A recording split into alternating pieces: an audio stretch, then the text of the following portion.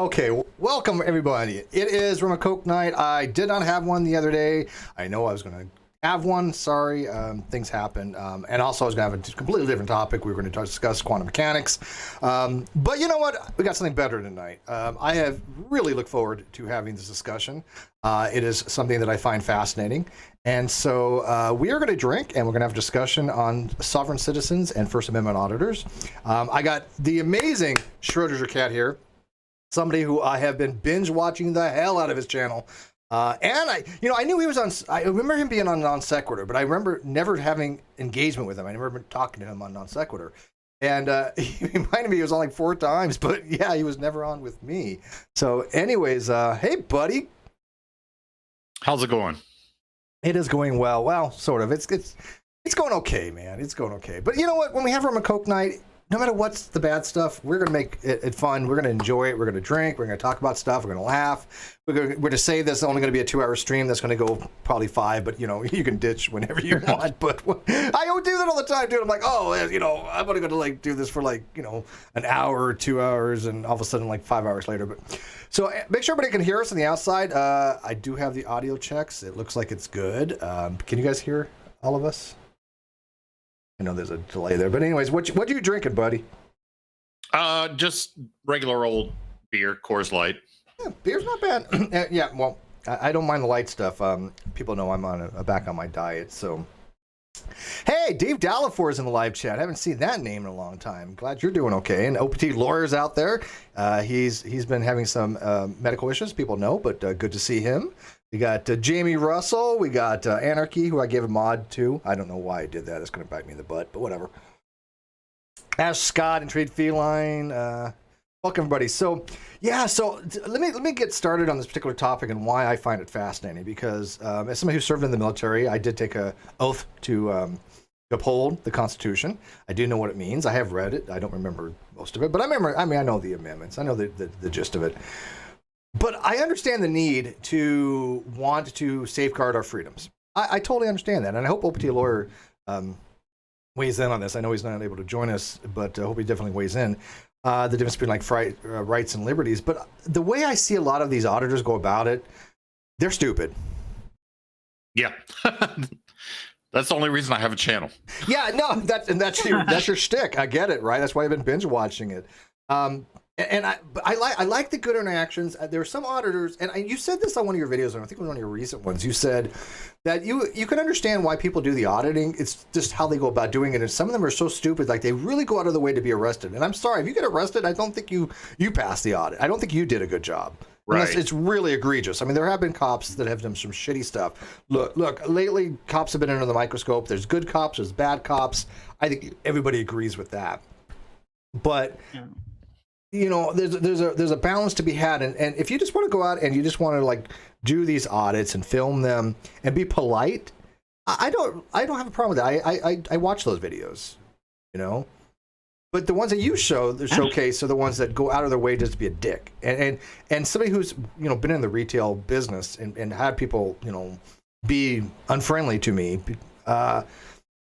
who wants to deal with that kind of person, right? Right. So what I say when people question me is cops are people, and some people are good and some people are bad. Therefore, some cops are good and some cops are bad, probably roughly in the same percentage as the normal populace. And then other people will come at me and say, oh, you hate auditors. Every auditor is bad to you. Well, no, because I've praised channels like Audit the Audit, Lackluster. Mm-hmm. I watched both those. Yeah, Lackluster and I were supposed to have a debate, but what happened was we watched each other's channel, and we were emailing back and forth. We watched each other's channel, and we came to the conclusion that there's no debate to have. We roughly agree with each other.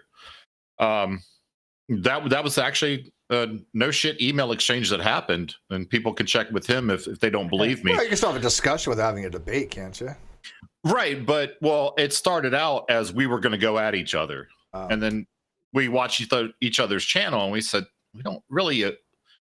So I was going after he was going after bad cops. I was going after bad auditors. So we assumed that we disagreed with each other. What it turned out was he was targeting bad cops, and I could easily do that. Just switch to targeting. Are you going to throw that in? bad I mean, do you want to like actually do both? Well, my audience expects, it's what you do. I mean, if you have a TV show about a certain thing, that's what your TV shows are going to be about. So when people say that I'm against all auditors, and they say, well, what about this guy? What about audit the audits? He's a good auditor. No, I don't think he audits. Does he? Just reports on them. No, I can't think of any times that he's ever done audits. But what I tell people when they say, well, what about this guy? And I say, well, have you ever seen him on my channel? No, you haven't. Because I've watched a lot of, that's hours a day I spend watching auditor videos. And if you've never seen one of the prominent auditors on my channel, it's probably because he didn't do anything that I can comment on. Yeah, no, that kind of makes sense. I don't go after all auditors. I go after the auditors that do a dumb. Okay, yeah, well, the ones that go out of the way to be antagonistic, it's a guilty pleasure. Some of them I do watch, like SVGT. SGV. Yeah, he's way over the line, but he is entertaining. Yeah. It's one of those. God, it's like I'm watching a train wreck, but he is entertaining and he's funny. But there's other auditors that I think, like for example, any auditor that calls the police on himself, you're done. You just don't understand. Oh yeah, I had one of those recently. This kid went to the bank and he was filming the ATMs and the drive-through. Where easily, if you're filming an ATM, that's going to raise red flags. Sure, because people are typing in their PIN. Their balance is showing up on screen and all that. I guess after a while, he didn't get any reaction, so he called the cops on himself.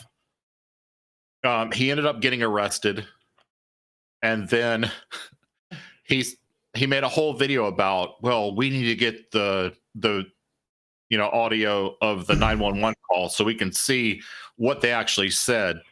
And it turned out once the 911 call came out, it was him who called and said, "Oh, somebody's filming the bank." So yeah, well, I mean, that's about as stupid as you numbers get on that video. Yeah, that's about as dumb as you get.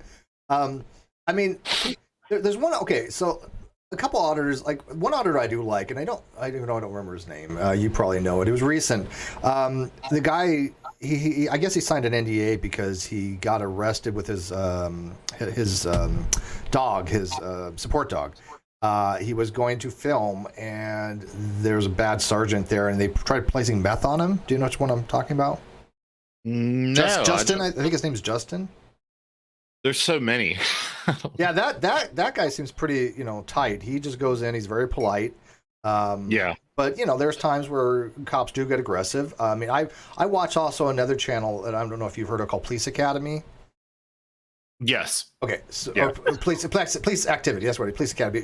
Police activity. Yeah. Right. Where they go and these are graphic videos. There's no doubt about it, man. People are getting killed, and they give you warning that this is something that you might want to be aware of. But some of them are good shoots. So most of them seem to be good shoots. But there are times they're not. But cops do unethical things like plant meth on this particular auditor. Matter of fact, there was a guy in Florida, a cop in Florida, that had planted meth on 120 people that were exonerated. Plenty of bad cops out there. Yeah, and that's why, in part, in my truck, I run a forward and rear dash cam all the time. If my truck is running, the dash cam's running. So if I get pulled over, which I never really do, I think last time I got pulled over was probably 7 years ago. But somehow these auditors are constantly, daily, having police interactions. But I'm going to record a traffic stop, for my protection. And I've seen multiple times when that has worked out in the favor of the person who's filming. They say, look, just so you know, my dash cam's running. All of a sudden, the cop's demeanor changes. Yeah, or they say, look, my GPS thing has been clocking me the entire time that I'm definitely not been speeding. I'm on cruise control. Because it used to be in back in the day, it was your word against the cop. The cop had their word was right. Was it. It doesn't matter whether you did it or not. If the cop said it, you were done for, right? By the way, I'm getting a background noise. Is that you or Brandon or? Is that me? I don't know. Let me mute and see if it goes away. Yeah, did it go away? Was it? Yeah, a little bit. That's okay. It's not that bad. It's I not can try carry. to switch the headphones. No, it won't carry over. So it's not that bad. But I was going to say that back in the day we didn't have as much coverage as we had with cameras, and they're everywhere, right? So I mean, I don't understand why people do flip out because somebody's filming. I don't care. I've been filmed before. I mean, people have done news reports, and I remember one time I was in Seattle, and I'm outside when I was smoking, and I was just having a cigarette, and the news crew was, like filming me, and then they came over and said, "Hey, we want to have a news bite," and I was like, "Sure, whatever." It's just public. What are you going to do? I didn't care. I didn't freak out. I go, "You can't film me. It's public." But when it comes to some of these auditors that are purposely antagonistic, I think that's where I draw the line. Even though, again, I understand it's they want views, and I'm guilty because I do watch some of them. But it really detracts from what their goal is, right? I mean, if their goal is to go out and get arrested, then that's not auditing. If they're going out there to go out there and just be very polite, being very civil, like any one of us would do, and then they get arrested, that's a whole different ballgame. They're going to have much more support. Right. Because look, we want our civil liberties protected as well, our First and Second Amendment rights. And so I applaud that they're doing these things as far as testing it and seeing if people will violate or not violate their constitutional rights. I get it, but when you go out of your way to be antagonistic and just be a dick, what's the point of that?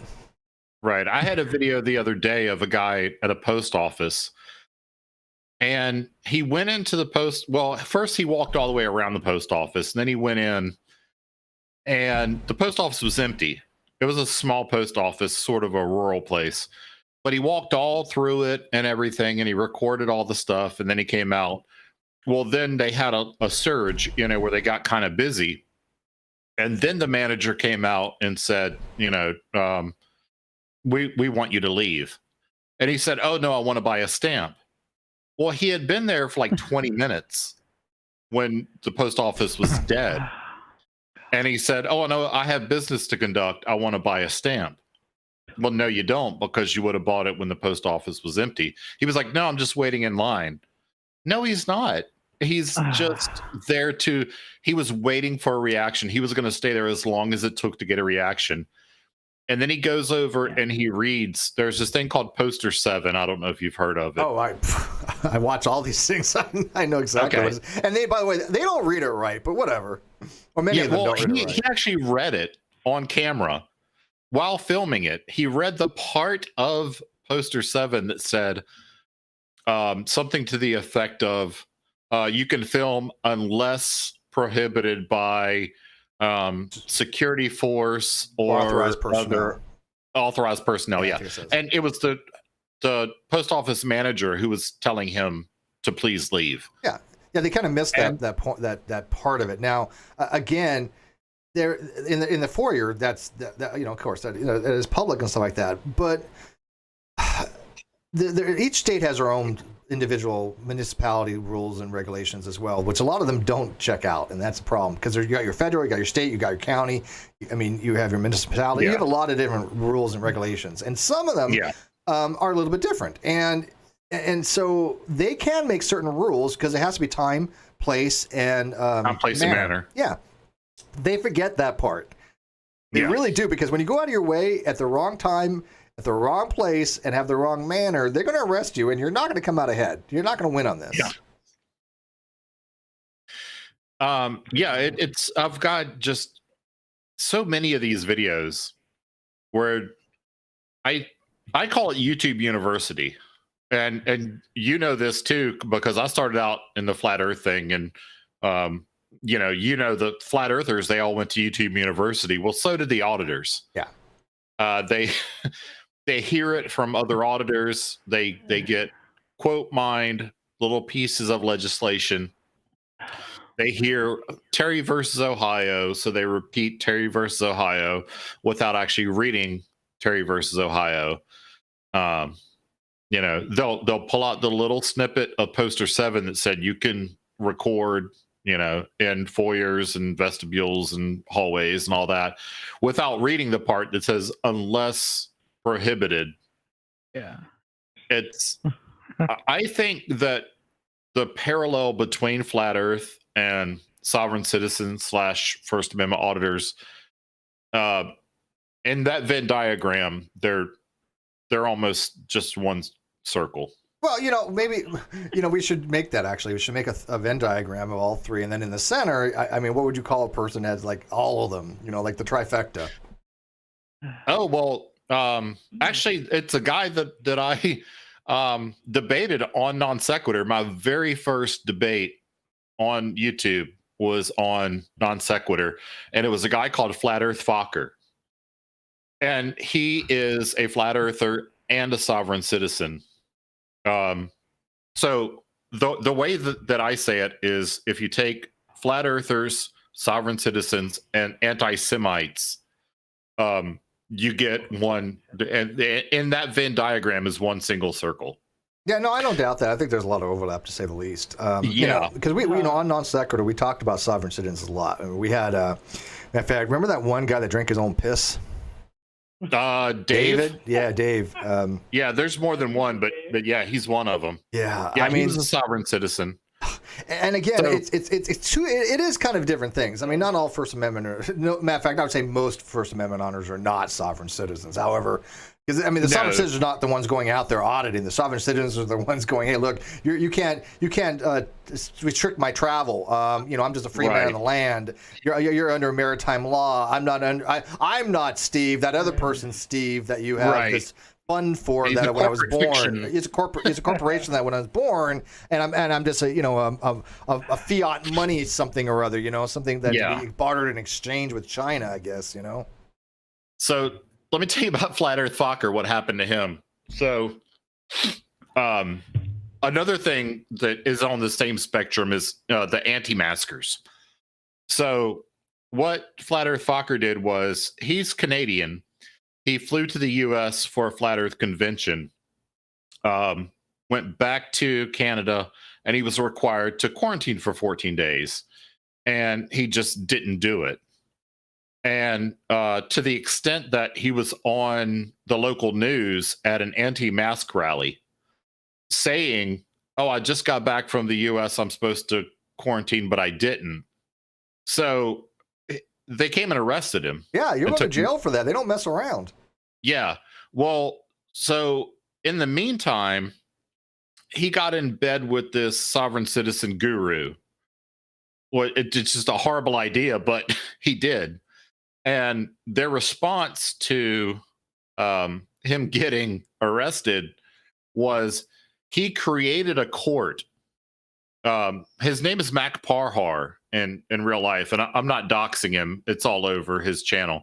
So he created the Parhar court, which is, in his mind, superior to the court that's trying him for breaking quarantine. And so his court has ordered the Canadian provincial court to drop the charges. Where do people go with something like that? What does the court do when you have somebody who's? It sounds like they need mental assistance. They're mentally unwell. I think there's multiple different reasons. I think some of them are just gullible. And they think, well, this guy seems credible. This sovereign citizen guru, he's saying big words that I don't understand. So, But why? Why do they think they're serious? Why do you think they're credible when they're? If you look at almost every sovereign citizen video out there, it never ends well for them. It never ends well. Yeah. No. I debated a First Amendment auditor recently, who his name was Amazing Audits, and he was homeless. He had lost his wife and children. he basically lived in the woods, but I guess he found a McDonald's hotspot to be able to have a debate with me. And I told him, I gave him a list of these First Amendment auditors who had all gone to jail, like not jail, prison. And I said, there's only one, this railroad track only ends in one location, and that's prison. And because it does. I gave him a whole list of people who are First Amendment auditors who are now in prison. And sovereign citizens, same thing. You know, they've all been arrested at least once. Now, again, many of them have had charges dropped. Yeah. And again, I feel for the ones that are unlawfully arrested, and those ones should get a judgment. Those are the ones that are exposing bad cops. I'm all for that. Again, this is one of those subjects that I have pros and cons with. Right? I'm not going to go out and do it myself because one, I don't have the balls, and two, I really have no desire to go to be unlawfully arrested, even if I can. So I'm already in enough lawsuits. I don't need another one. And by the way, Pete Lang said Kyle's new tactic got leaked. Kyle's going to create a new Superior Court and grant him SS, and Steve has to pay Kyle. Yeah, that's hilarious. The Kyle court is that's a going Kyle to court. tell. Yeah, Kyle's kangaroo court, we'll call it. Yeah. Sorry for leaking that. Yeah, I guess you're gonna get served from the Kyle court of. Can you believe that's been 2 years, dude? Can you believe that lawsuit has been 2 freaking years? I've been watching the whole thing. I remember when it first happened, and I was like furiously like typing emails to people. I emailed Kyle because I did have his email address, and like, dude, you know, rethink what you're doing here, because in my mind, non sequitur was going to be like the next big. People are comparing us to Joe Rogan. Channel. It was huge. Yeah, I mean, we're giving drunken peasants a run for their monny. Now, granted, I am drunk on drunken peasants about once a month now, and I adore Ben and Billy, and I get along with them fantastic. And we have, we by the way, I was on Drunken Peasants last night, but it was on their alt channel because they check it out, dude. As a quick sidetrack. We do that on Rum and Coke now, by the way, a lot of sidetracking. They had on their main channel, they were flagged because they were talking about anti-vaxxing, and they flagged it as they were saying something that was bad, and so they got a strike, even though they were the ones that are being against it, right? I mean, so it's very weird, the algorithm. And then, by the way, they had it looked at, and nobody ever looked at it, but YouTube's like, oh no, it's you did violate. And they're like, nobody's ever looked at this, so they were streamed to their alt channel. And that's why it was confusing last night. But it's funny because I've had strikes before, and I asked for manual review, and then 5 minutes later, I get we reviewed it, it's still bad. Yeah, manual means computer automated. That's yeah. I'm like, the video was 20 minutes. How are you emailing me 5 minutes later? I know for a fact it's not a human. I have actually when you reach a certain level, like you're at, and this channel, same thing. When you can talk to somebody who works for Google. They're a low B, but they have access to people. Right. Okay? And so I've actually gone through them to contact YouTube directly, and I have actually gotten things resolved occasionally through YouTube, but as a process. But for example, like they would flag a video for something, and I'm like, look, you got this all wrong here, blah blah blah, and they would review it manually, second level review, and they'd come back, yes, you're right, but that you have to physically ask them for a second level review. You need to contact, and a lot of channels don't have that ability, obviously. Yeah, you need to be big enough. You need to be big enough, right? Yeah, I used to have all of my videos were automatically not demonetized, but what they call limited monetization. Like every one. Mm-hmm. I would ask for a manual review, and most of them got overturned. Mm-hmm. And then my last like 4 or 5 videos have just been monetized, and they haven't automatically demonetized them. But the one that I just premiered today had a copyright strike against it because, and I knew this was going to happen ahead of time. I just said, you know what? The video is still going to be good for my channel. It'll still drive traffic to my channel, but I won't make any money off of it. It was a guy getting arrested at Walmart. But if you've ever been in a Walmart, which all of us have, they play music over the intercom. And so flag that, yeah. Yeah, and I'm like, oh, I'm watching the video thinking, am I going to make a video about this? It's going to get flagged. You know, they don't take the video down. It's just that the copyright holder gets the money, makes whatever profit I would have made. Well, what you would have to do is you have to go through a 4-year transformation and find the music and get it taken out and all that happy stuff. But it just wasn't worth it. Oh yeah. So real quick, going back to the non sequitur stuff. So people that are maybe like new to this channel, we had a much bigger channel before, and it was making pretty decent money. It was very successful. We had a great show, had an amazing guest on, and somebody decided to steal it and steal all the money with it too. And it's been a 2-year-long litigation. And by the way, I want to thank you. You never sided with Kyle. You never believed him. You know, it seemed you didn't get involved in too much. But you weren't one of those people that were trying to dog on me, going, "Oh look, Steve, look what Steve's doing." When everybody knew it was bullshit. Everybody knew that Kyle was lying, and I had said this from day one that he was absolutely fraudulent. The only thing that I ever did was email Kyle and say, "Why are you going to burn this house down?" We all tried to stop him. Rhetoric and I mean, and David, Dave Bullinator, rest his soul. Who, by the way, you knew Dave very well. I know he. I knew Dave very, very well. Yeah. He produced all of my live streams. That was harsh. That honestly was the most devastating things that I've had happen.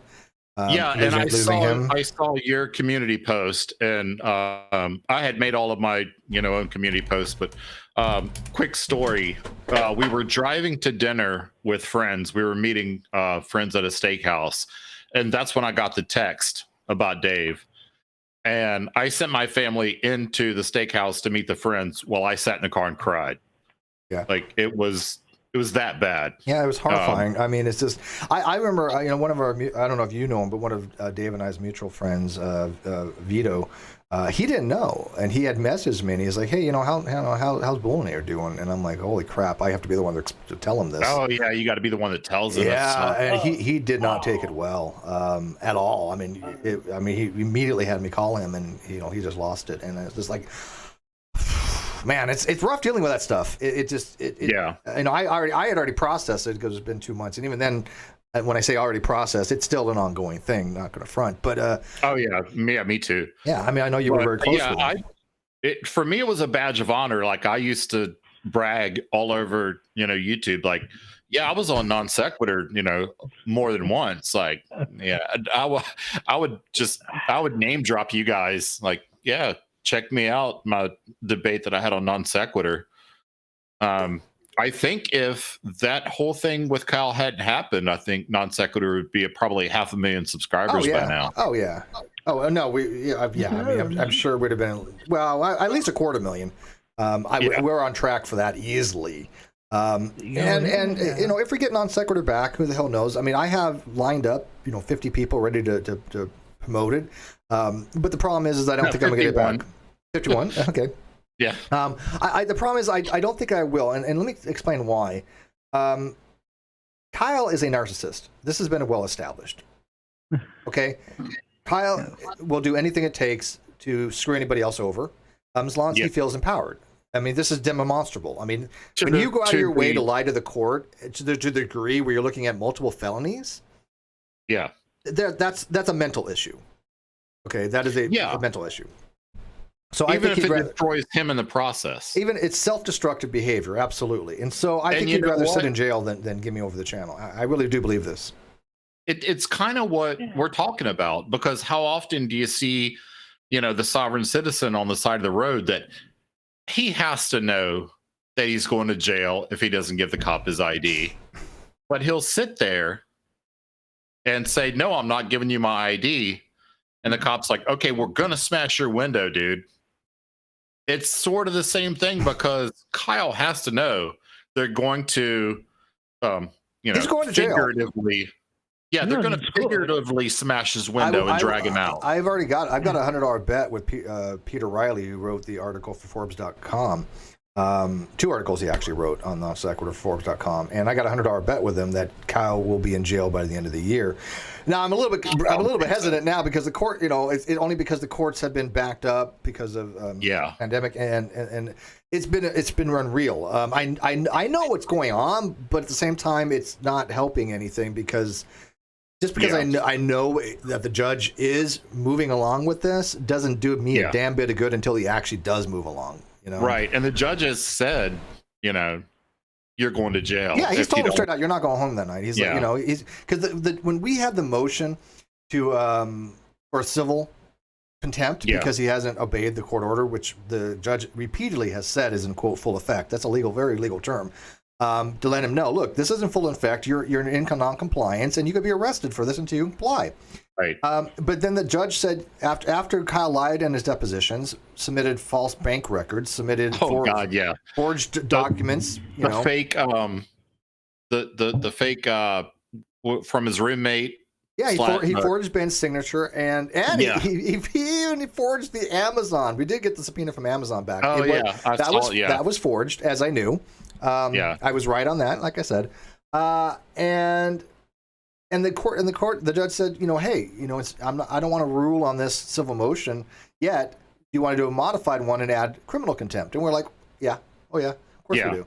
But that gave him time to respond. He didn't respond, and now we're just waiting for the judge to go, okay, I can actually bring him in personally, right? Yeah. But what good is that? Kyle's not going to show. We all know he's not going to show. I mean, there's a slim chance he would get a bench warrant.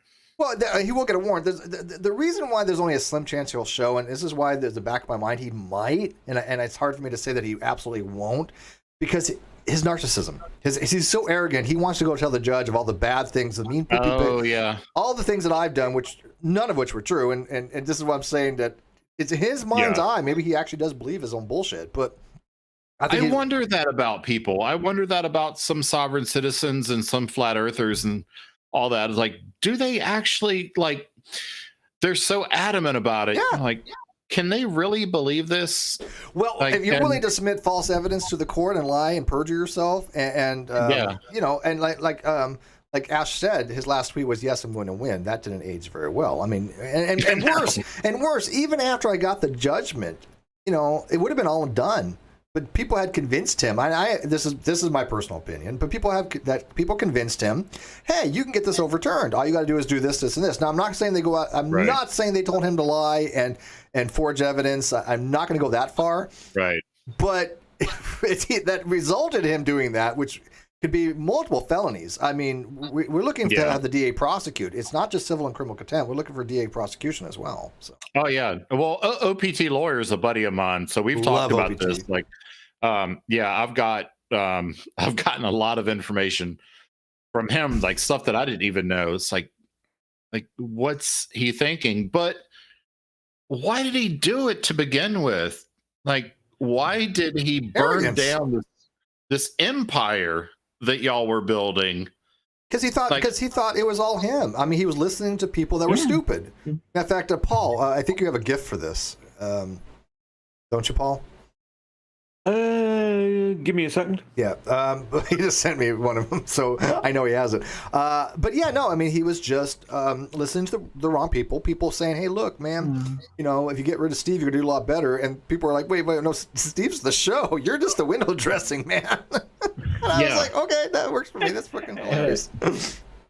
Yeah, I remember the times that I was on. Like, I was like, "Where's Steve at?" I wanted to say hi to Steve.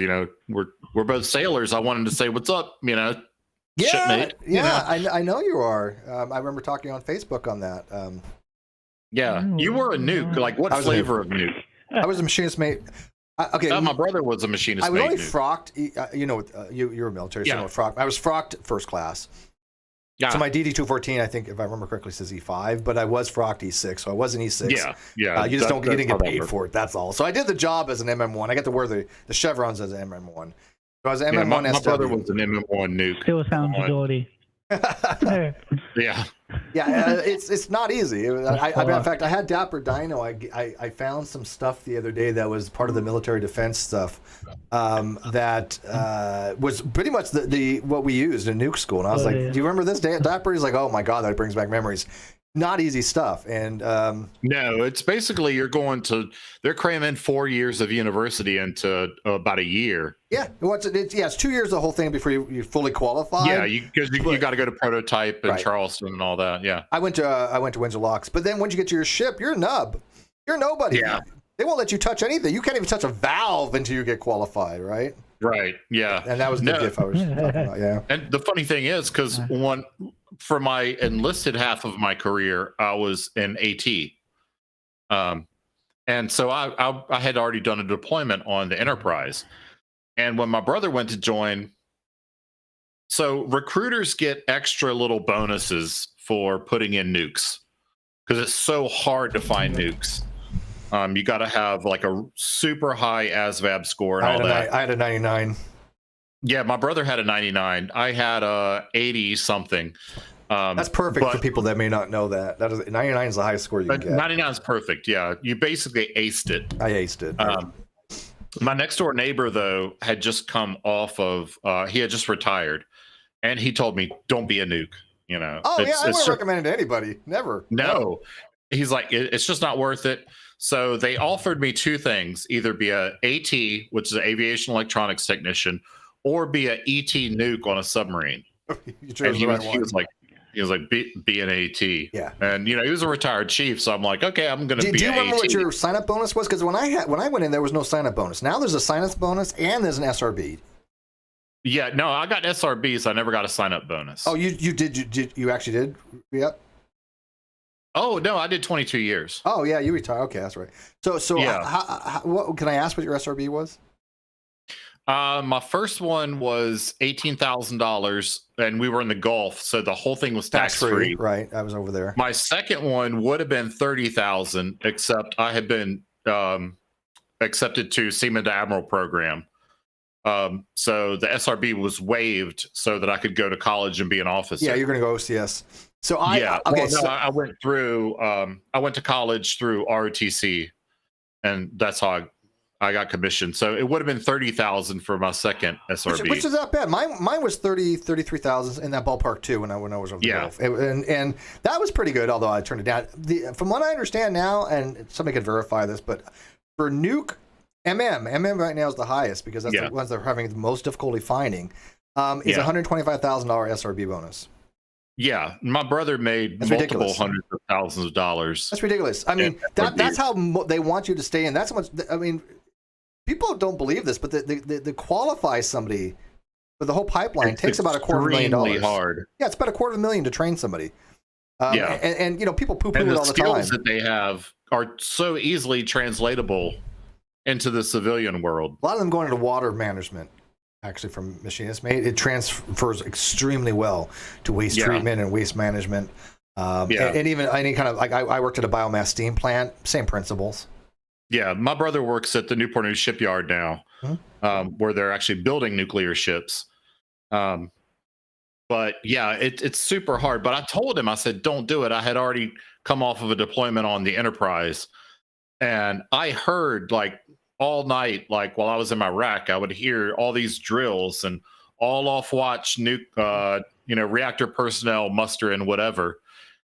I'm like, I wasn't doing that. When I was off shift, I was off shift. While nukes were off shift, they were just doing all these drills, when they weren't on watch. Oh, we didn't have much free time. When they say they own ridiculous. You, the 6 years I spent in the Navy was about 12 years of my mind. Yeah, it was insane. And I told him, but he listened to the recruiter and not me. Yeah. And so he spent 20 years actually hating his life.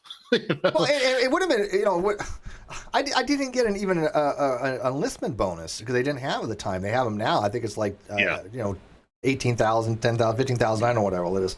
Right. But I didn't even get that. I mean, I got gypped, man. Yeah.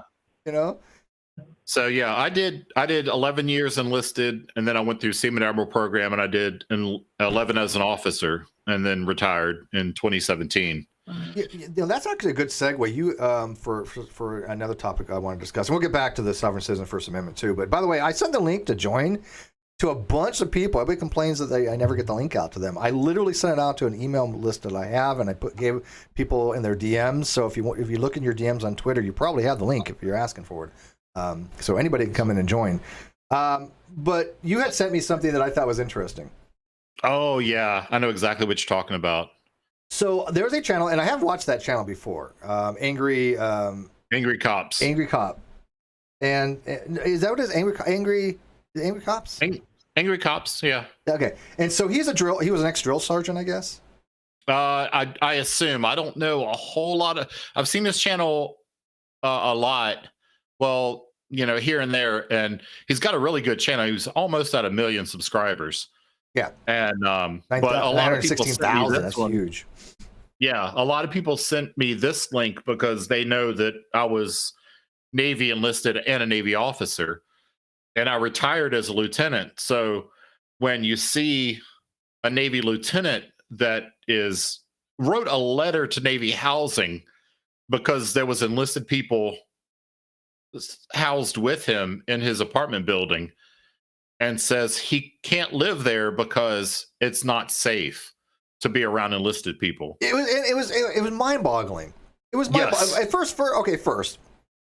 Okay, I'm going to be straight up. As an enlisted person, just because you're an officer doesn't mean that they have common sense. Matter of fact, this is true, and you will vouch for it, I'm sure. Who trains the officers?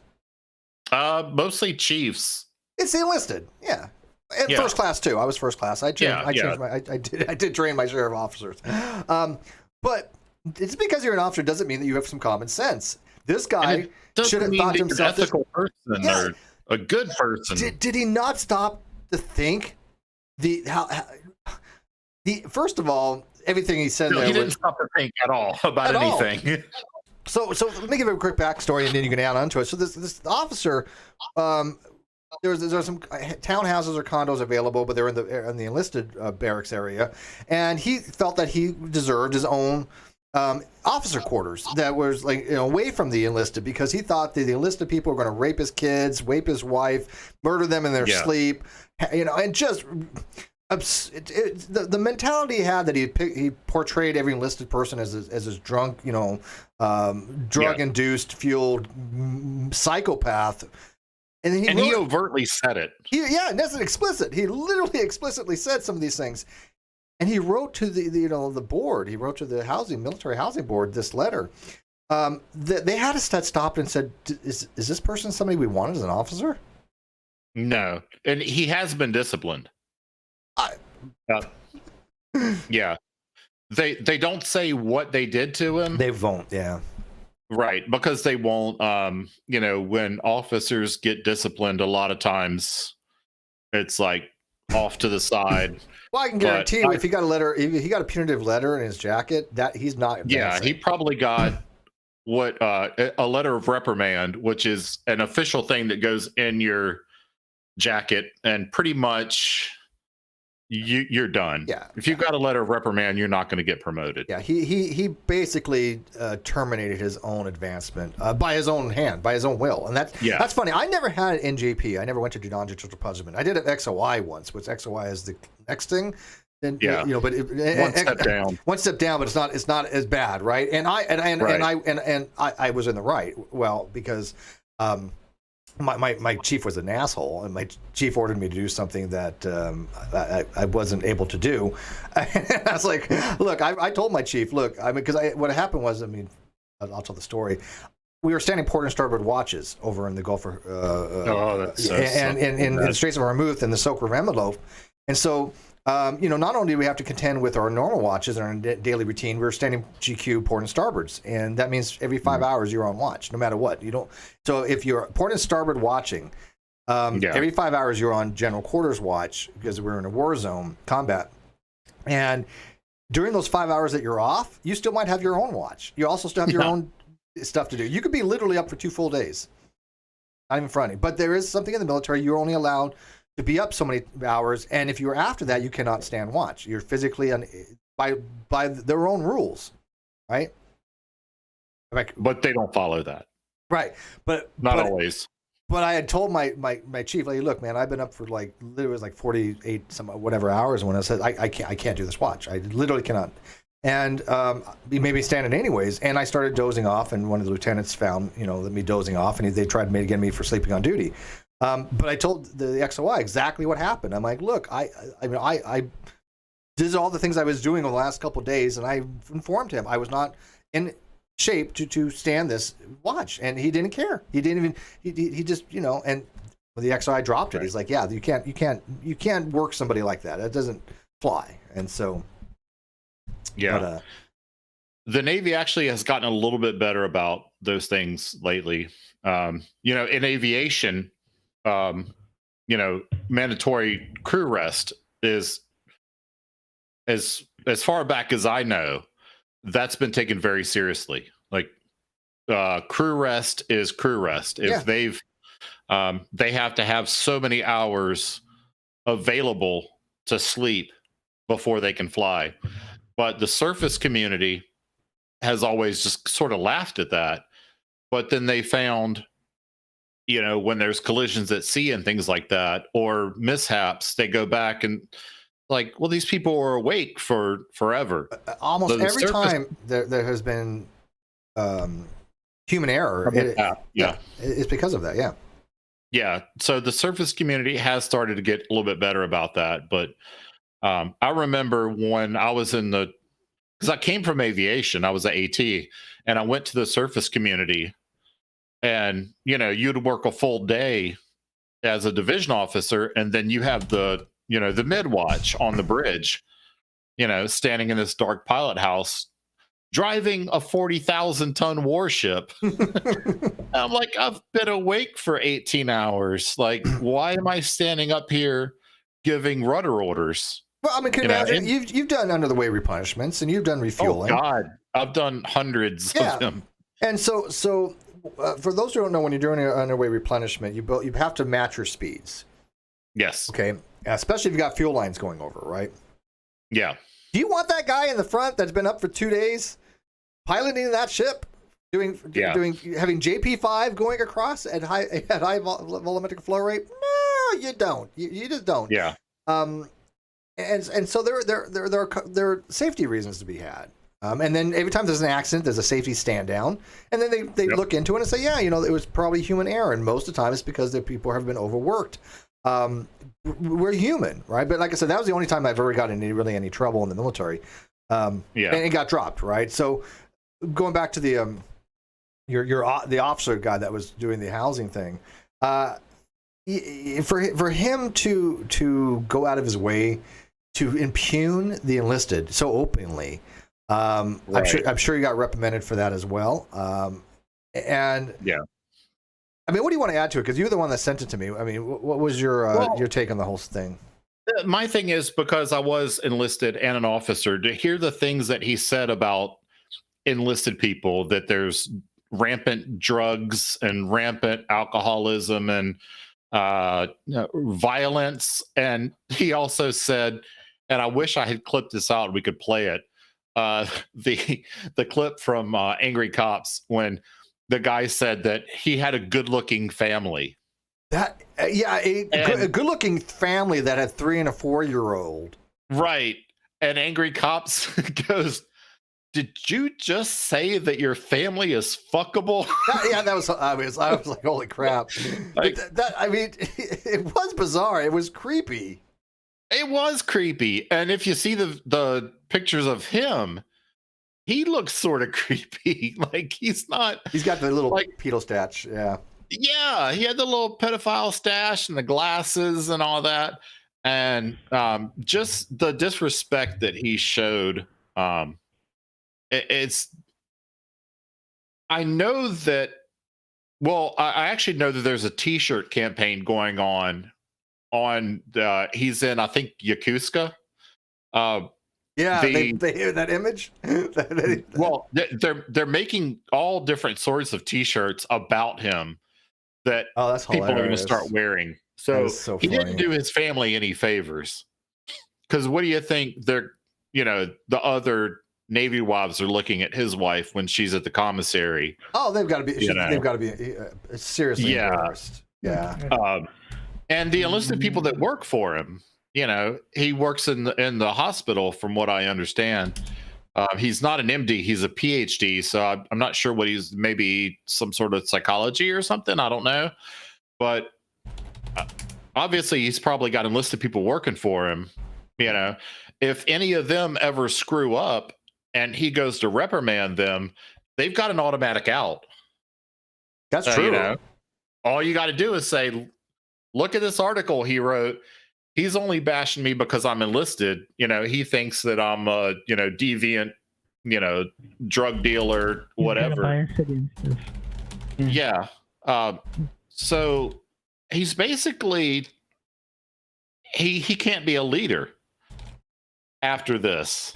Yeah, I mean, he's lost any respect from the enlisted people, and I got to tell you, when you're an officer and you don't have the respect of the enlisted people, you're going to make it very hard for yourself. Yeah, well, he's lost any utility that the Navy could use him for. Sure, because they can't put people underneath him. He can't treat enlisted people if he's some sort of clinician, because who would want to be treated by him?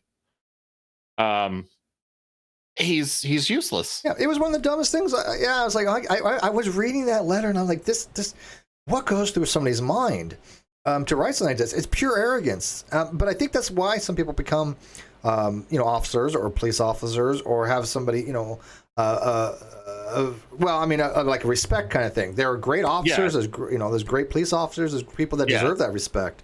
But you wanted the status. Yeah. Yeah, and then. Yeah. So let me. A lot of people like that abuse it too. Well, of course they do. Oh. Yeah, of course they do. I mean, because they have little man syndrome or something like that. And I think that.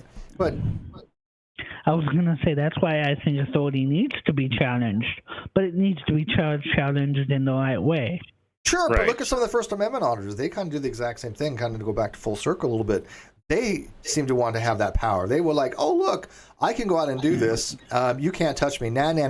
You're bad. You're a police officer. Can't touch me." By the way, it's funny when they don't know the law, like when to identify. They'll be like, my favorite ones are this, because they don't know the law. They don't. They think they do. As you said, they go to University of Google and they think they understand the law, and they don't.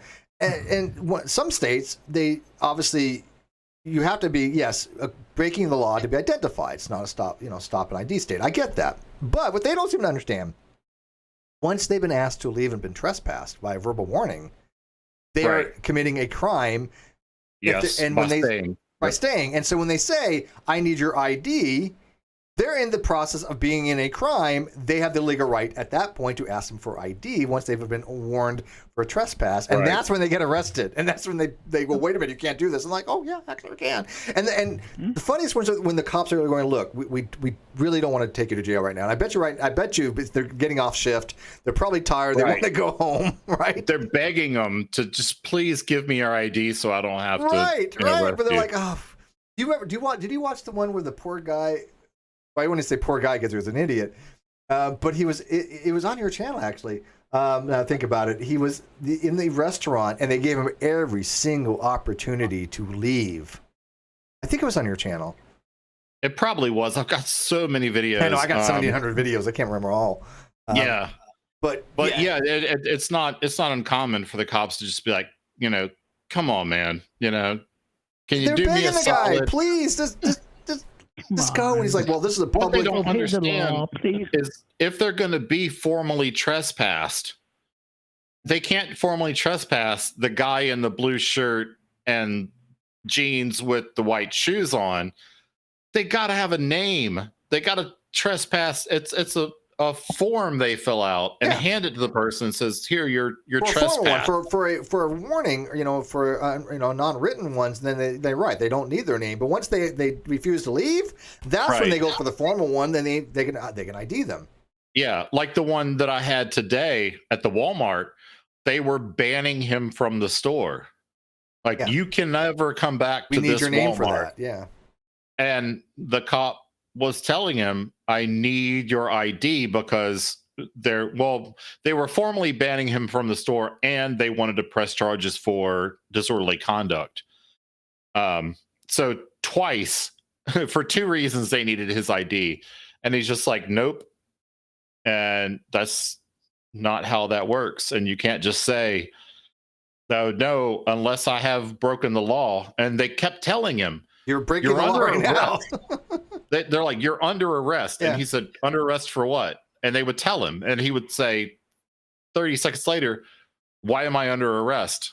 And I even said in the video, I was like, count how many times he asks why he's under arrest, and I tell him why he's under arrest.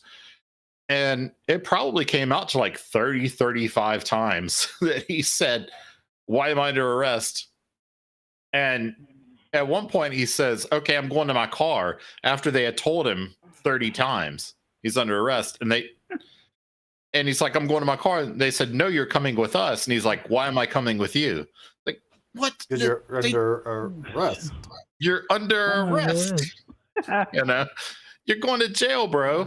Well, that's because, again, they don't know the law as well as they think they do. And the smart ones do this. They'll say, look, I don't have to ID, but in order to not go to jail, I'm going to give you my ID. And then it's funny because people bitch about that. Well, why'd you give me your ID? You don't have to. Well, you know what? I don't blame them for not wanting to go to jail, for especially because they're going to find out they're wrong 95% of the time, and it's not going to end well for them. Why bother? I admit there might be a very few that actually do know the law very well. I mean, I know Audit the Audit as a journalist, but he knows the law very well, and I love that channel. Huge fan of that channel. But if he went to go out and do auditing, he'd probably understand the law. But most of the time, you're not going to end up winning. I mean, yes, there have been some lawsuits, and some of them have been justifiable lawsuits, especially when there's a physical. When a cop physically abuses somebody and like body slams somebody for no reason, anything like that, yeah, they need to be held accountable. Absolutely. I mean, the whole Floyd thing is obviously one of those things where it has been caught a cop doing something that was beyond his authority to do. I mean, everybody that's been in the trial so far has basically said, he overstepped and he should be held accountable. Well, about once a month, I have OPT lawyer Artie. I don't know if you know who Artie is, and Natalie, the lawyer chick. I'll have them on my channel I watch those. about once a month, and we'll go over different things. And we've talked about this over and over, and I know I've said it in 100 videos probably. On the side of the road or in a store or anywhere else that you're interacting with cops, that's not the place to litigate. You don't litigate with a cop. Yeah. No. You litigate in court. Mm-hmm. Yeah. So if the cop's telling you something, like he's got the taser out and he's like, give me your ID or I'm going to tase you. That's not even if he's wrong, you're not going to win. you're not going to. The balance of power is so skewed in the cop's favor. Do what he says, even if he doesn't have the power to tell you to do that. Well, they think they're going to sue. They think they're going to go, okay, tase me, and then they're going to sue and win. That you're basically at that point, you might as well go to Vegas. And play roulette or something, because your odds are about the same. Because the court is also probably going to be skewed in the cop's favor, but you got a hell of a lot better chance with a lawyer standing next to you in court than you've got on the side of the road. With by the time it gets to the taser phase, there's probably 6 cops there. Yeah. You're not going to win. The cop's never going to be like, you know what?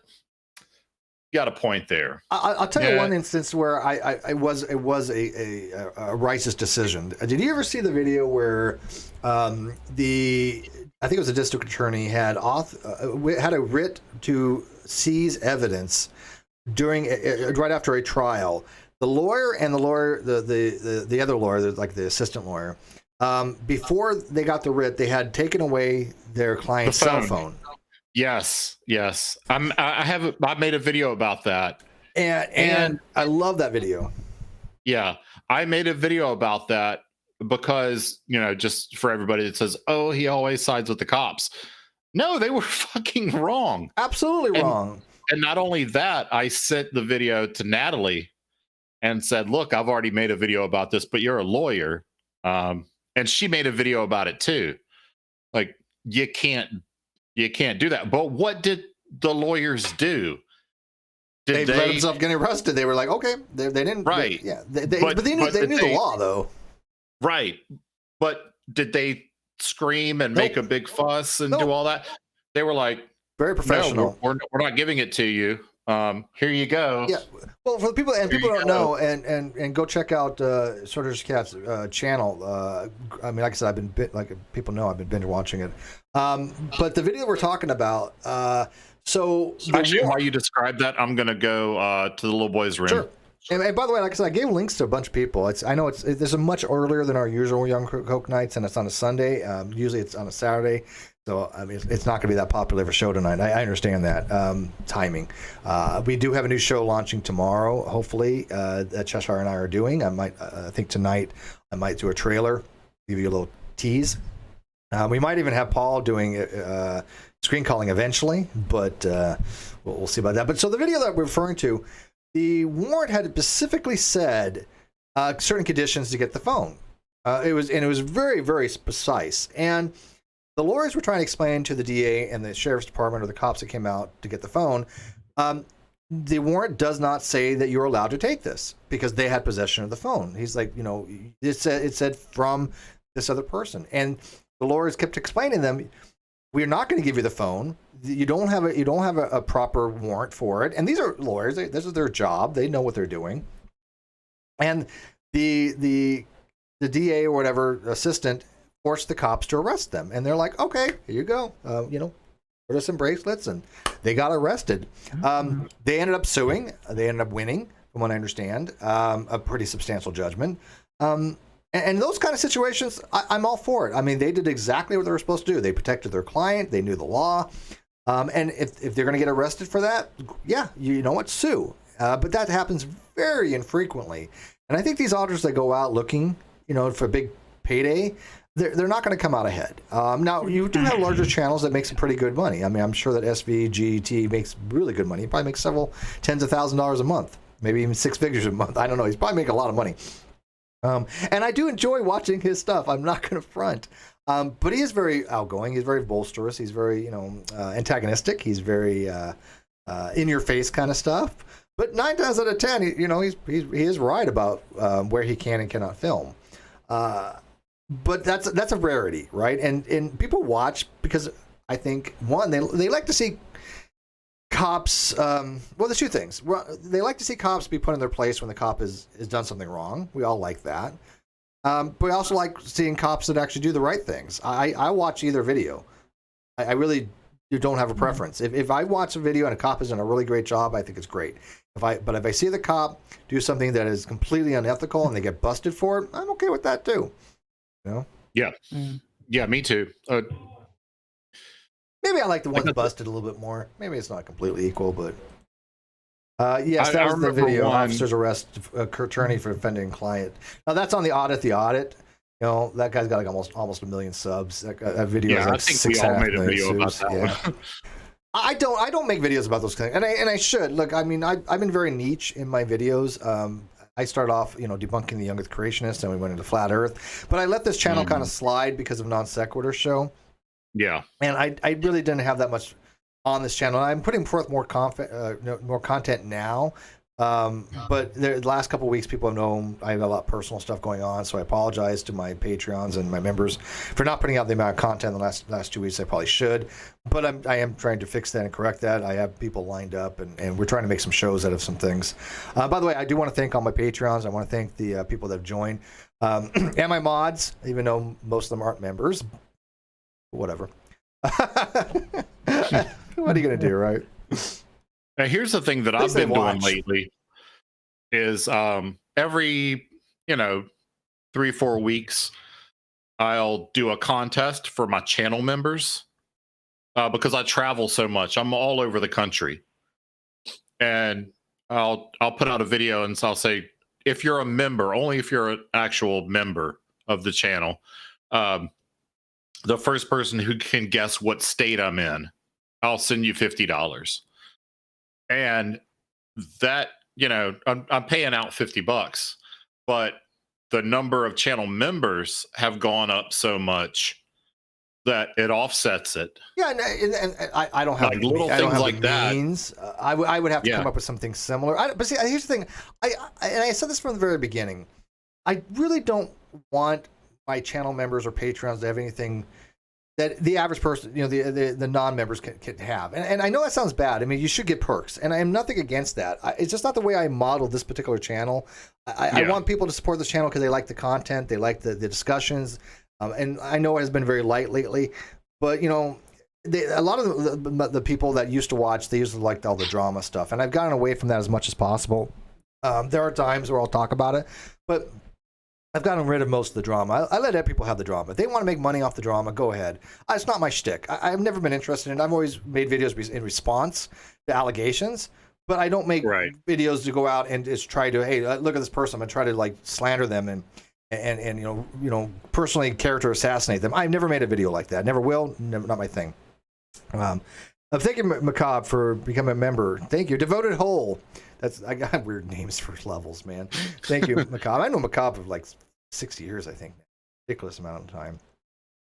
But yeah, I mean, the benefit the metaverse have is mostly is that they have almost instant access to me. If they want me for anything, their information, I go on their channels. I think I'm a member. We'll find out. We'll find out. Well, I mean, all I got to do is put in the live chat, but. I don't even have it open. I'm just in meets right now. But yeah, I mean, I like that. A lot of my members do contact me frequently. I mean, I used to be inundated with messages, and I finally had a discussion with Chesh, and I just I can't respond to all these all the time. I had tons of comments on video, especially when I had NSS. I mean, how am I going to respond to all that stuff? Yeah, I couldn't do it. It's funny because I had a, I guess an antagonizer. This is Smitty's. Smitty. This is Smitty, my mod. He kind of came up with this, and then this was based on my Matt Dillahunt. He called me smug. Yeah. Oh yeah, I know smug. And that's Cheshire's design, but the miniature feud y'all had back and forth with the whole atheism versus. Was that you? Yeah, atheism I'm the agnostic guy that atheists hate because they can't refute my arguments and logic, and it's just like, And what's funny is you would think the people that are promoting rationality and critical thinking and logic would be the ones that would go, oh shit, you know what? Yeah, Steve's logic is airtight. I've invited people to come on. I've even in these Facebook groups and said, look, I'm live. You think my argument's wrong? And then I have these people that have the audacity to go, well, if you show Steve's wrong, he'll block you. I'm like, what the? I was like, wait a minute, no, I'll put you on air. I'll celebrate. I'm not gonna how am I gonna make my arguments airtight and better if people don't point out there's some errors with them? I want that. That's what critical thinking is. That's why I always say I love being wrong. Because every time I'm my favorite things, but I don't mind, especially when somebody really is. It's an opportunity to be right. Well, when somebody says, every time I'm wrong, I get a little bit better. Well, yeah, especially when they go, look, I can actually demonstrate you have an error here. And it's like, oh, think about this. Well, when it came to the whole you versus Dillahunty thing, I made the novel decision to be like, you know what? Fuck it. I like both of them. Which is fine. I never made anybody choose sides. Like, I think Matt's an egotist. But, the fact. Oh, God, yeah, he is. But I still like him. Yeah, I have nothing against the guy. The only thing I think is hilarious is that he will go against a theist. He'll go against all these people that he knows, hey, demonstrate your God, kind of thing. But when it comes to my arguments, he won't touch them. Because I could tell you right now, I know for an absolute fact, there are very well-respected people that he respects and have told him directly, you're not going to sell Steve's argument. It's pretty valid. It's valid sound. I mean, what are you going to do? And he knows this. Oh, here's somebody I wanted to ask you about. Darth Dawkins. I've got opinions for days about him. Darth Dawkins. We go way back. A one-trick pony if there ever was one. Yeah, Darth came into... Okay, so let me give you guys a background. And hey, Gary in the live chat. So when Darth came on the scene, he was part of a group called the Pow Talkers. And he came over... Yep. Years ago, when I was first starting off on YouTube, I used to hang in with this a person. Her name was Nadia Vet Chambers, and she comes around every so often. And Darth Dawkins and Matt Slick and Val Helton and G-Man and Veckel. Oh, G-Man. all of them would come in, and they would just run these arguments. And Darth would be a pre-supper, right? So he would come in and he would be pre-supping. And basically, over a period of time, Floyd FP Ozymandias Ramsey II, Bert Poole, Dr. Alex Malpass, and to some degree myself. I'll put myself in there. We were just shitting on these presuppers and showing people how to basically get them off their script. And I'm in a few videos here and there on that. And Darth hated that. Darth doesn't like to be thrown off the script. He doesn't like being far from a mute button either. Yeah, well, he has to have moderation control, right? I mean, that's the funniest thing, because he has never been on this channel. I've never banned him from this channel. I've never said he can't be on this channel. I've invited him on this channel. These are open hangouts. People have come in and whatever. But he has never done that. But they want me. I get messages all the time. Hey, he's in Discord. Hey, Steve, I got Darth in my Discord. Come talk to him. I'm like, no. Why would I do this? He has mute control. I mean, I'm not going to have any. That's why I don't call the Atheist Experience. Why would I waste my time with Matt Dillahunty if he's just going to mute? He's not going to even actually understand the argument, because some of my arguments are kind of complicated and they're not something you just kind of relate. You have to kind of visualize using Venn diagrams and everything. But he's not going to have a discussion when he doesn't have control. Yeah, and I've had debates on my channel with moderators. But my moderators are the debate moderator is always under strict instructions to call me out at the same rate that you're going to call the other person out. Yeah, if I have a fallacy and I get called out on it, I'm like, okay, what I do is this. Mm-hmm. I'll think about it. I'm like, okay, I did commit a fallacy. Let me reword it, or I'll say that wasn't a fallacy. You don't understand what a fallacy is, because people make the mistake of ad hom, they get it wrong. Burden shifting, they get it wrong. Straw man, they get it wrong, completely wrong. They don't understand these terms, and so they just throw them out there as some kind of defeater. Did you see when Darth debated Shannon Q? I watched the first one. I think they had another one. The first time Shannon Q, who, by the way, it was on Modern Day Debate. Shannon Q started on this channel. I don't know if you know what that is. Yeah. Okay. Yep. So the first time I watched Shannon Q and Darth, it was on Hume's problem of induction, and I hate to say it, but Darth actually was right. Darth knows when he's right. When I saw them debate, it was on the channel Modern Day Debate. Yeah. I didn't watch that one. I don't think she dismantled him. Yeah, the first time she didn't, I don't think, understood Darth's argument, but I had talked to her and a few other people talked to her, and she's upped her game. Yeah. But I heard she did really well against Darth on. And he claimed victory. Well, it's Darth. Like, he still talks about, like, he calls her Miss South Carolina 2007 and says that she's just like an airhead and all this, and that she was a deer in the headlights. And I'm like, do you remember specifically the topic? Because I didn't watch that particular one on a moderated debate. I can send you a link to it. Yeah, I'll review it when I get a chance, probably. Yeah, I'll email you a link to it. It was you could just type in probably Modern Day Debate, Darth Dawkins. I have a hard time listening to Darth, though. It's just only because I know his shtick so well, and he's just a one-trick pony. I could have a debate as Darth Dawkins. I've listened to so much of him. How do you know that? Because he's only got he's sort of like what's the preacher that was a science teacher for 10 years? Oh, it wasn't Saitan. He wasn't a science teacher. No, the guy that he's got the dinosaur park. You talking about Kent Hovind? Yeah, Kent Hovind was never a science teacher. Oh, I know. I know. And by the way, I was the first one that I think ever got him to admit that on air. Yeah. Well, Kent Hovind has only ever had one debate. And I say that because you could take any of his debates and just make a soundboard out of it. I know. I've hosted like a dozen of his debates. I mean, right.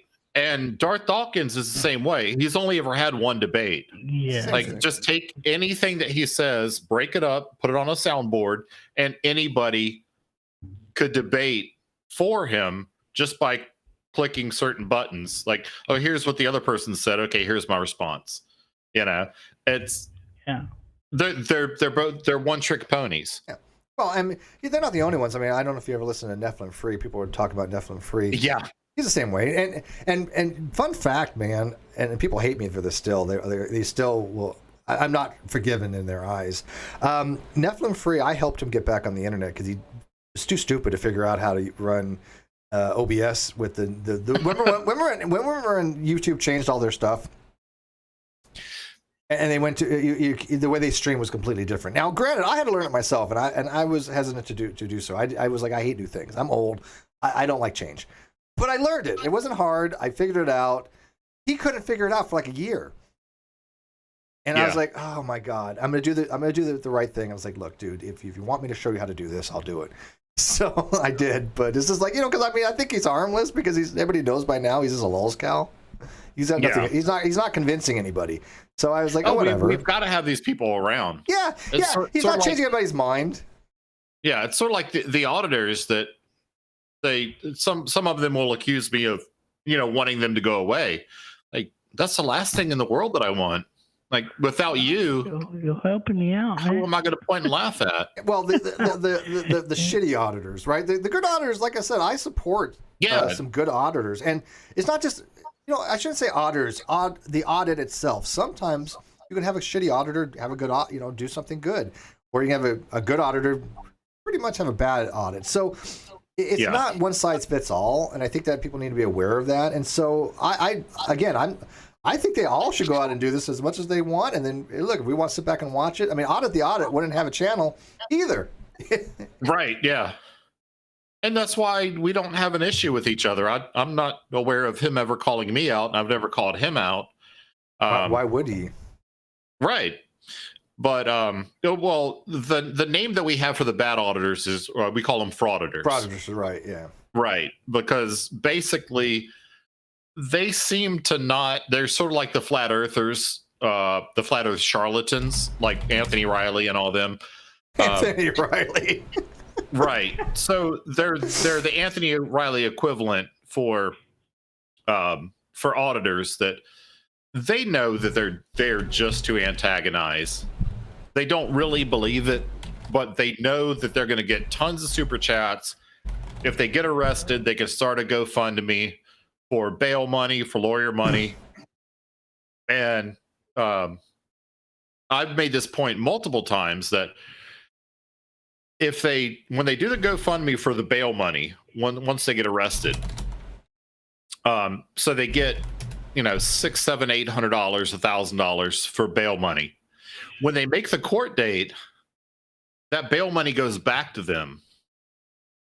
Do they give it back to the people who donated it? No, of course not. Of course not. So they know that every time they get arrested, they're going to get this influx of money that they don't have to pay still back. On the record, though, and look, I'm all for not if the charges get dismissed. Oh, that's true. That's true. But I'm all for look. If they have a false arrest, I say support the shit out of them. Yeah, I mean, like that one guy that got arrested with his service dog, it was complete BS. He was exonerated. He did sue. And rightfully so. I'm like, sue their ass off. Make the city pay in those instances because it was completely unjust. Actually, now that you say that, was that the guy that was in the hardware store? No, well, I saw a guy in a hardware store with a service dog. He went to go file, and this may have been the second video, but he went to go file a complaint on the sergeant. He got out of the elevator with his camera, and immediately the sergeant came out and basically threw his camera, hemmed him up, hurt his wrist, and then took him in the back and then threw him down to the ground off camera, and then tried to plant meth on him. Oh, no. And then, by the way, they're still with the police department. Yeah. By the way, we did a super chat. By the way, first super chat of the night. Thank you. It's been rough, I know. Kawasa 10,001. Do you think there might be some sort of fundamental process of recruiting cops, perhaps screening process that fails to filter out certain types? Yes and no. There's always this filtering process. The military has the same thing, but you're always going to have people's psychology involved. And unfortunately, and anybody who's been in the military can tell you this, you never know how people are going to react until they're under pressure. Yeah. I mean, I remember very, very clearly when we were, again, in the Gulf, and we were at general quarters, and we had been alerted that there were Iraqi fighters in the area, and we had put the phalanx system on full auto. Yeah, some people just fold. Yeah, anybody that knows what a phalanx system is, it would tell you when it goes in full auto, be scared. Because that means it's not even in our control anymore. That means if a plane comes in within a 2-mile radius, it's going down. It's like a big Gatling gun, right? That shoots. It's it looks like R2D2 with the just dick. like R2D2. It's got depleted uranium slugs, and our job as a guided missile cruiser is essentially to take the missile hit, the carrier, the Carl Vinson cruiser group. That's our job. And so, when I was in full flash gear and, sitting there in GQ watch, and, it announced that the failing, system was on auto and all this other stuff, I'm thinking we can get struck every time now. But you know what? You do your damn job still. Yeah. Some people just fold. Some people just curl up in a ball. Yeah. Luckily, nobody really on my ship did. But it's one of those things. You're trial by fire, and even though it's not this, I'm not trying to say in any way that people have live fire and they're being shot at. I'm not trying to say that in any way, shape, or form. But it's still in the mind. You're like, this could go. You could be attacked at any time. We literally have missiles that could be inbound at any time. Another time, even not just combat. We had a lube oil rupture because the guy had slipped. His guy had shifted a duplex strainer on the turbine generator, and he didn't seal it properly. And so when he shifted, it all became pressurized. So it spewed all this hot lube oil on steam lagging. I don't know if you remember the forestall fire, but that's exactly kind of what happened. Yeah. Is that it got soaked with the oil, and the forestall fire went up. So as soon as that accident happened, and we're down there, and everything's turned off, it's emergency lighting. It's 140 degrees because there's no air conditioning, and I'm not even exaggerating. It was 140 degrees. Your stay time's about 30 seconds to a minute, and you're going down there and you're trying to soak as much oil as you can get before it flashes over. Yeah. You're thinking to myself, I could die any second here. What were you using, like Kim wipes, or like what were you soaking this up with? Rags or whatever, like Kim wipes, pig mat. Wipes. I mean, it's just in your mind, all you're like thinking is like this could ignite everything in any time. A major lube oil leak in the engine room is probably one of the worst things that can happen on a ship. You know what happened to that guy? I mean, he obviously got a little bit in trouble, but he got a nickname out of it. It was named Loki, Lube Oil King. Yeah, that was his nickname for the entire rest of the thing. Loki, Lube Oil King. If people want to send a super chat, it's just a little $sign at the bottom, or I got PayPal or become a member. That works even amazing too. But you don't have to. By the way, I'm not one of those channels you have to like do a super chat to ask a question. I don't want to like be like that. But Intrigue Feline's going to bed. Good night, Intrigue Feline. Appreciate you. But yeah, it's scary. It's scary. A lot of stuff on ships, and now I never stepped aboard a submarine before. I was already retired, and now I'm working for the defense contractor that I work for now, and that's almost exclusively what I do is work on submarines. We update the fire control, giant server cabinets, full of just servers. We had command and control, and we had IC for the reactor. That was one of the only real heavily air conditioned areas. Oh yeah. That's pretty nice. Yeah. So, in the movies, when you see in combat control where, the skipper's there and they've got the periscope and everything and people sitting at all these little consoles. Mm-hmm. So all of those consoles are server cabinets. So every few years they'll come out with another TI, which is an acronym means it's a technical injection. So they update all of those server cabinets. So what I do is rip all that old equipment out and install the new equipment. But I've never worked on a submarine, never stepped foot on a submarine until I started this job. But you quickly learned, just by talking with the crew and, all of their redundancy, triple redundancies. Measures. When you're on a submarine and you're at depth, a small thing is a big deal. Yep. Because guess what? You're under pressure. Yeah. I've toured two submarines, but it was only a day thing. You just go visit them. I've never been underwater, never served on one. And I'm like, oh, hell no. Jamie Russell for $3. Steve McRae, A+. Thank you, Jamie. Appreciate it. Yeah. If you're in a tank and it breaks, no big deal. Yeah. You know, if you're on a surface ship and it breaks and you go dead in the water, that's a bigger deal, you know, on how far you are from water. But still, you know, you're okay. If you're in a submarine and it goes dead in the water, You're SOL. Yeah. Yeah. You know.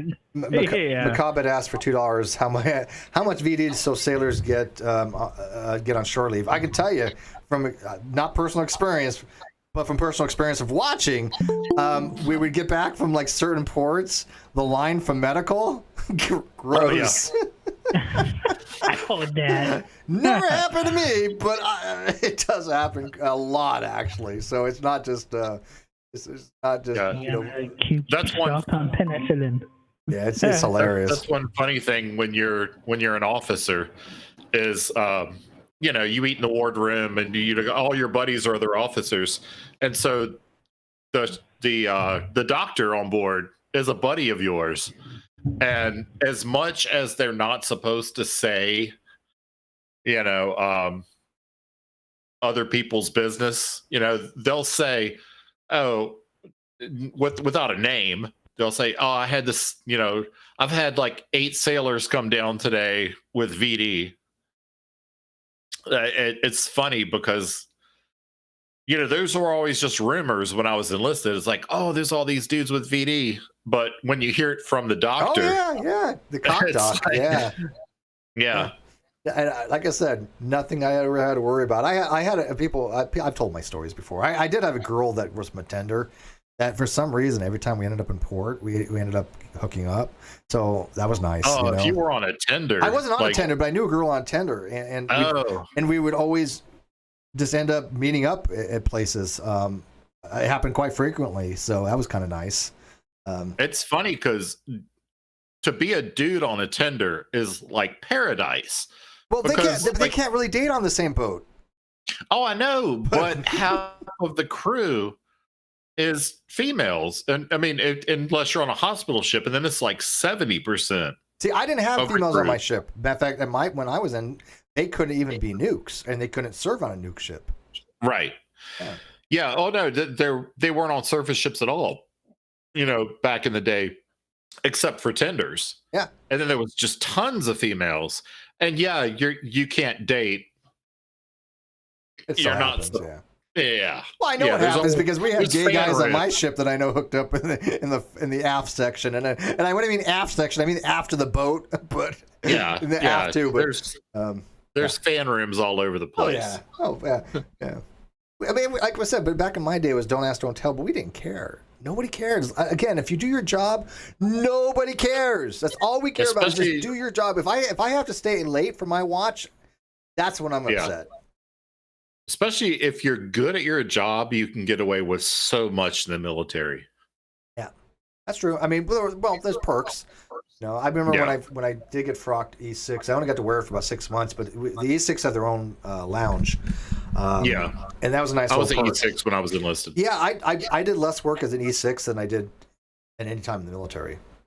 Yeah, it was all mostly supervising. I made the schedule for the plant. Yeah, it's paperwork. Yeah, it's a lot. I had to like schedule people for who am I going to put in turbine generator? Who are going to put in feed watch? And the shitty watches, right? Like the feed plant's the worst of the watch.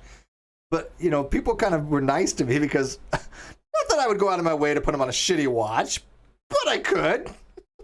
Yeah, it happens. You know, the engine room watch engine room supervisor was the best watch because you do the least amount of work. I mean, be honest with you. I mean, it's basically supervising everybody else. You have to take logs, but it's basically you're there if a casualty happens. So you have to be very well trained because you have to know the casualty procedures.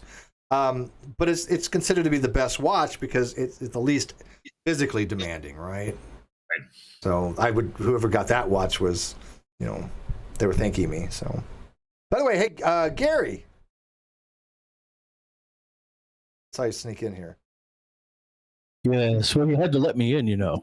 How you doing, man? Long time no talk to. How you doing? How you been? Oh, been good. Been bored as hell, but you know, that's what happens in my industry when plague hits and everything shuts down. Yeah, you're not traveling as much?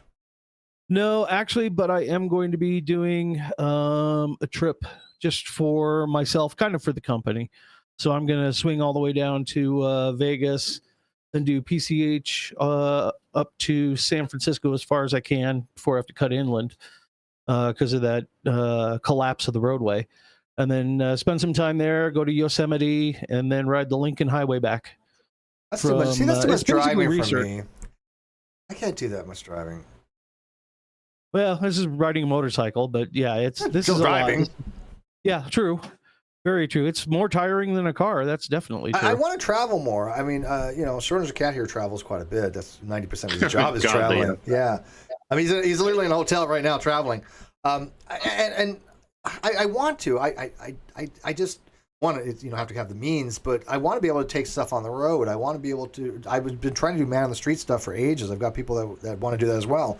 All these things I want to do, but because of the situations in the world right now, it's just not feasible. Which sucks. I think I could do some very entertaining man on the street stuff, and I'm willing to. I want to. I like engaging with people. You can just do it locally. You ought to go down to Santa Monica or Venice. Well, the thing is, I need a partner. I don't want to do it solo. I need you need a a cameraman. Yeah. Well, I mean, you could go down there and find who's that horrible Christian apologist? What's his name? That The narrows it down. Australian guy. Huh? Ray Comfort.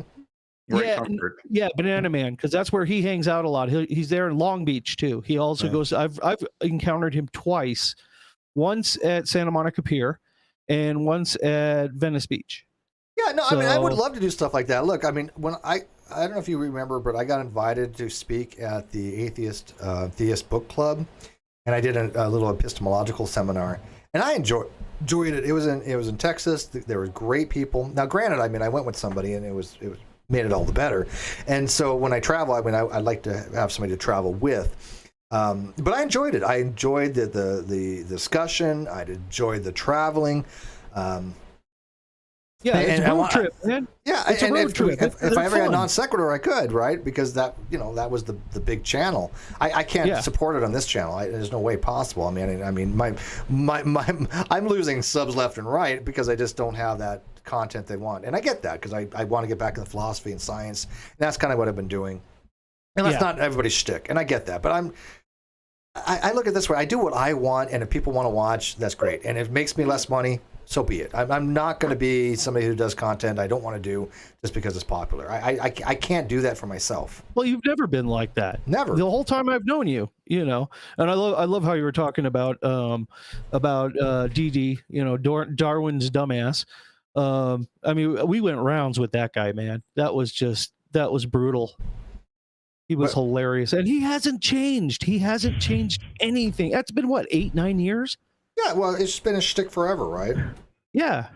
It's hilarious. So he can't change, I don't think.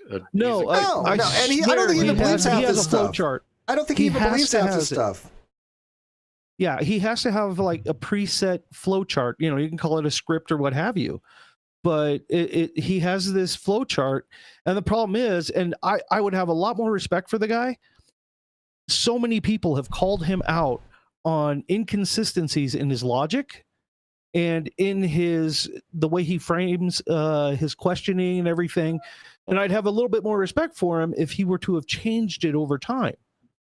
Yeah. Well, he has changed a little bit. and In fact, that modified it. he's shored up a few things, but he still has so many Brain cells? contradictions that he can't. I mean, he there's no way he could possibly fix his own stuff. He's had so many contradictions in his life. In fact, he at one time had argued that affirming the consequent was a valid rule of inference. Yeah, I remember that. Yeah. Yeah, it's like But the other day I was listening to him, and he was saying that the Christian God was the only logical God, and somebody said, well, why not Muhammad? And he said, well, the Quran has errors in it. And they said, well, what about all the errors in the Bible? And his response was, well, aren't all scientific propositions provisional? And I'm thinking, well, what does that have nothing to do with the other? That's how science works, you moron. Yeah, but that doesn't negate the fact that the Bible does have apparent contradictions, and I would say Right, true exactly. contradictions. Yeah. but if you accept that all science is provisional, then that negates his argument about the Quran having errors. Yeah. So Yeah, it he's does. back at square one. Right. It doesn't get him anywhere. No, it's like, okay, well then again, why isn't Muhammad, God? Right. Right. Yeah, well, but I really annoyed the hell out of him a few weeks ago. I was on Discord, and he came into the room and he started his script and stuff. So I jumped in, and he was saying, "Oh, well, you need to reference God for this precondition." So, and I countered with, "Yes, I do have it." Oh, you have a God, and I invented my own religion just to completely screw with him.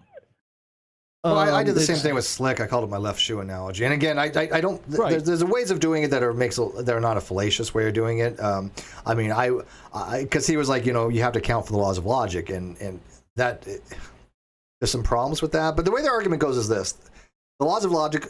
This is Darwin's deities version. I think Slick's is similar, but the laws of logic must exist in all times and all places. They're conceptual. In order to have a conceptual thing, you must have a mind to have concepts. Therefore, a mind must exist at all times and all places, and that mind is the mind of God. That's their idealistic approach, which is, by the way, equivocating and stupid, and it's wrong.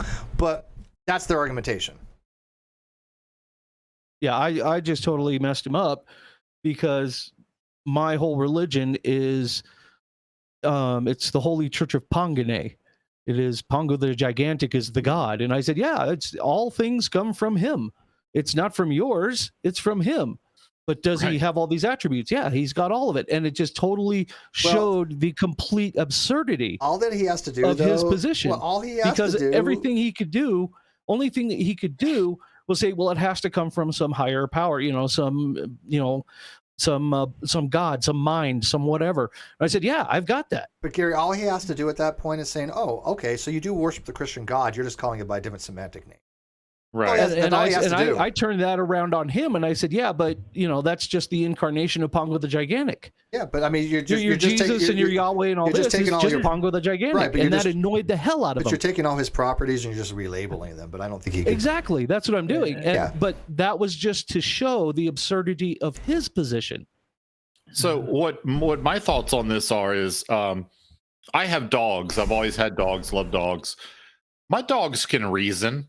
I mean, you can look at them reason. Yeah. They have no concept of God.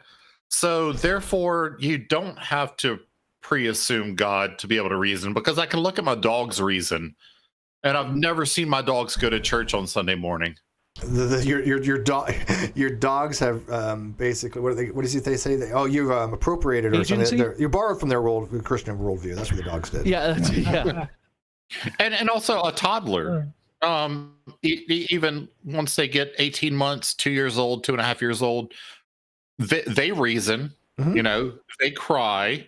Well, self-awareness begins at about 2, I think. Yeah, right around that age. I mean, they realize that if A happens, then B happens. Mm-hmm. Sure. They have no concept of God. Yeah. Yep. Well, what a true presuppositionist would say would be like, okay, they don't have to be aware of the fact that all these things came from God. They're just they use them, but they're not aware of it. That's what some preceptors would say. Okay, well then, if you live for 80 years without having the concept of God, but you subconsciously assume that there's a God, right? Do you go to heaven? Yeah, I mean, it's just like at that point, does it make a difference whether they borrow or not from the Christian worldview? But Sandring, did I see you prop in? Did a Sandring prop in? Yes, yeah. I did see it. Yeah, and someone else just came in. Yeah, just now. Al came in too. Hi, Al. Hi, Sandring. Al. I won't be able to talk very much, but I can participate. Awesome. Oh, by the way, I didn't want to get too much off topic per se, but somebody had asked earlier, and I said that I would address it, and I don't know if they're still listening, and I apologize. But hey, Karis. But somebody had asked me, and maybe we can weigh in on it. There was a video recently of a lieutenant that graduated from Virginia State ROTC program that was in their car. He was African American in uniform. And the cops came up and basically just, jammed him up, pulled him over for saying, they said that he didn't have a rear license plate. He did. It was up in the window. And then maced him like 4 times and arrested him. He is suing. And people wanted my opinion on it. My opinion is that those cops need to go to jail. I mean, they crossed the line. Yeah. There was no reason for what they did. They were looking to lynch somebody or execute somebody. That was not normal behavior. The things that they said to him, the way that they acted, the way they conducted the stop, that they need to go to prison. Well, just alone, they went from what would be just a normal traffic stop for not having a plate, which they had a temporary high risk stop for no reason. Yeah, well, to a felony stop with guns drawn. And the only reason why is because the guy drove about half, 3/4 of a mile, I think, something like that, a reasonable distance to a well-lit gas station which parking most lot. cops are aware of. Now again, unfortunately, there are some states that have the provision that you need to pull over immediately. However, most people tell you is if you don't feel safe and you go, I think if I remember correctly, they say put your hazard lights on, drive slow, sit, and wave to them that you're pulling over and you want to go to a more lit area, and it's within a reasonable distance, a block or something like that.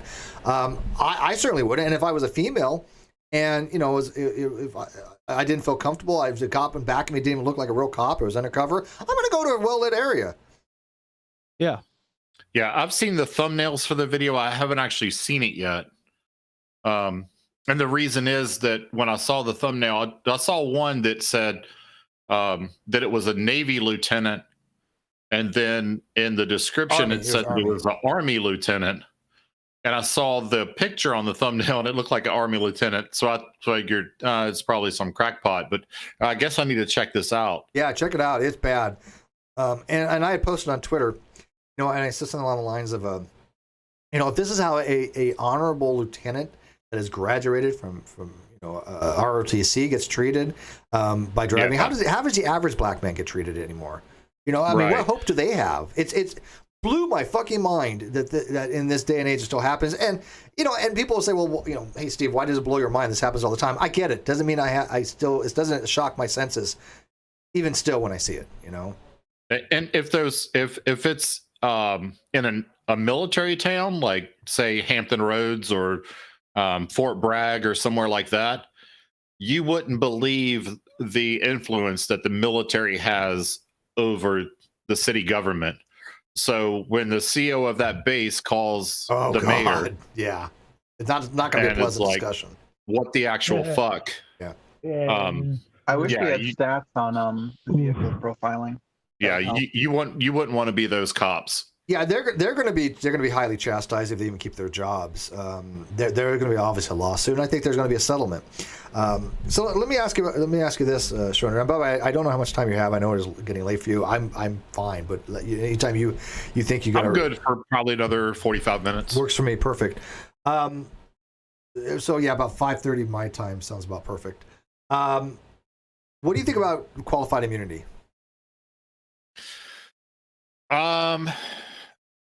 It has its place, but it shouldn't be some unimpeachable thing. It's kind of like tenure. I look at it. It's kind of like things that there's a necessary evil for. I think the same thing about tenure. Yeah. Yeah.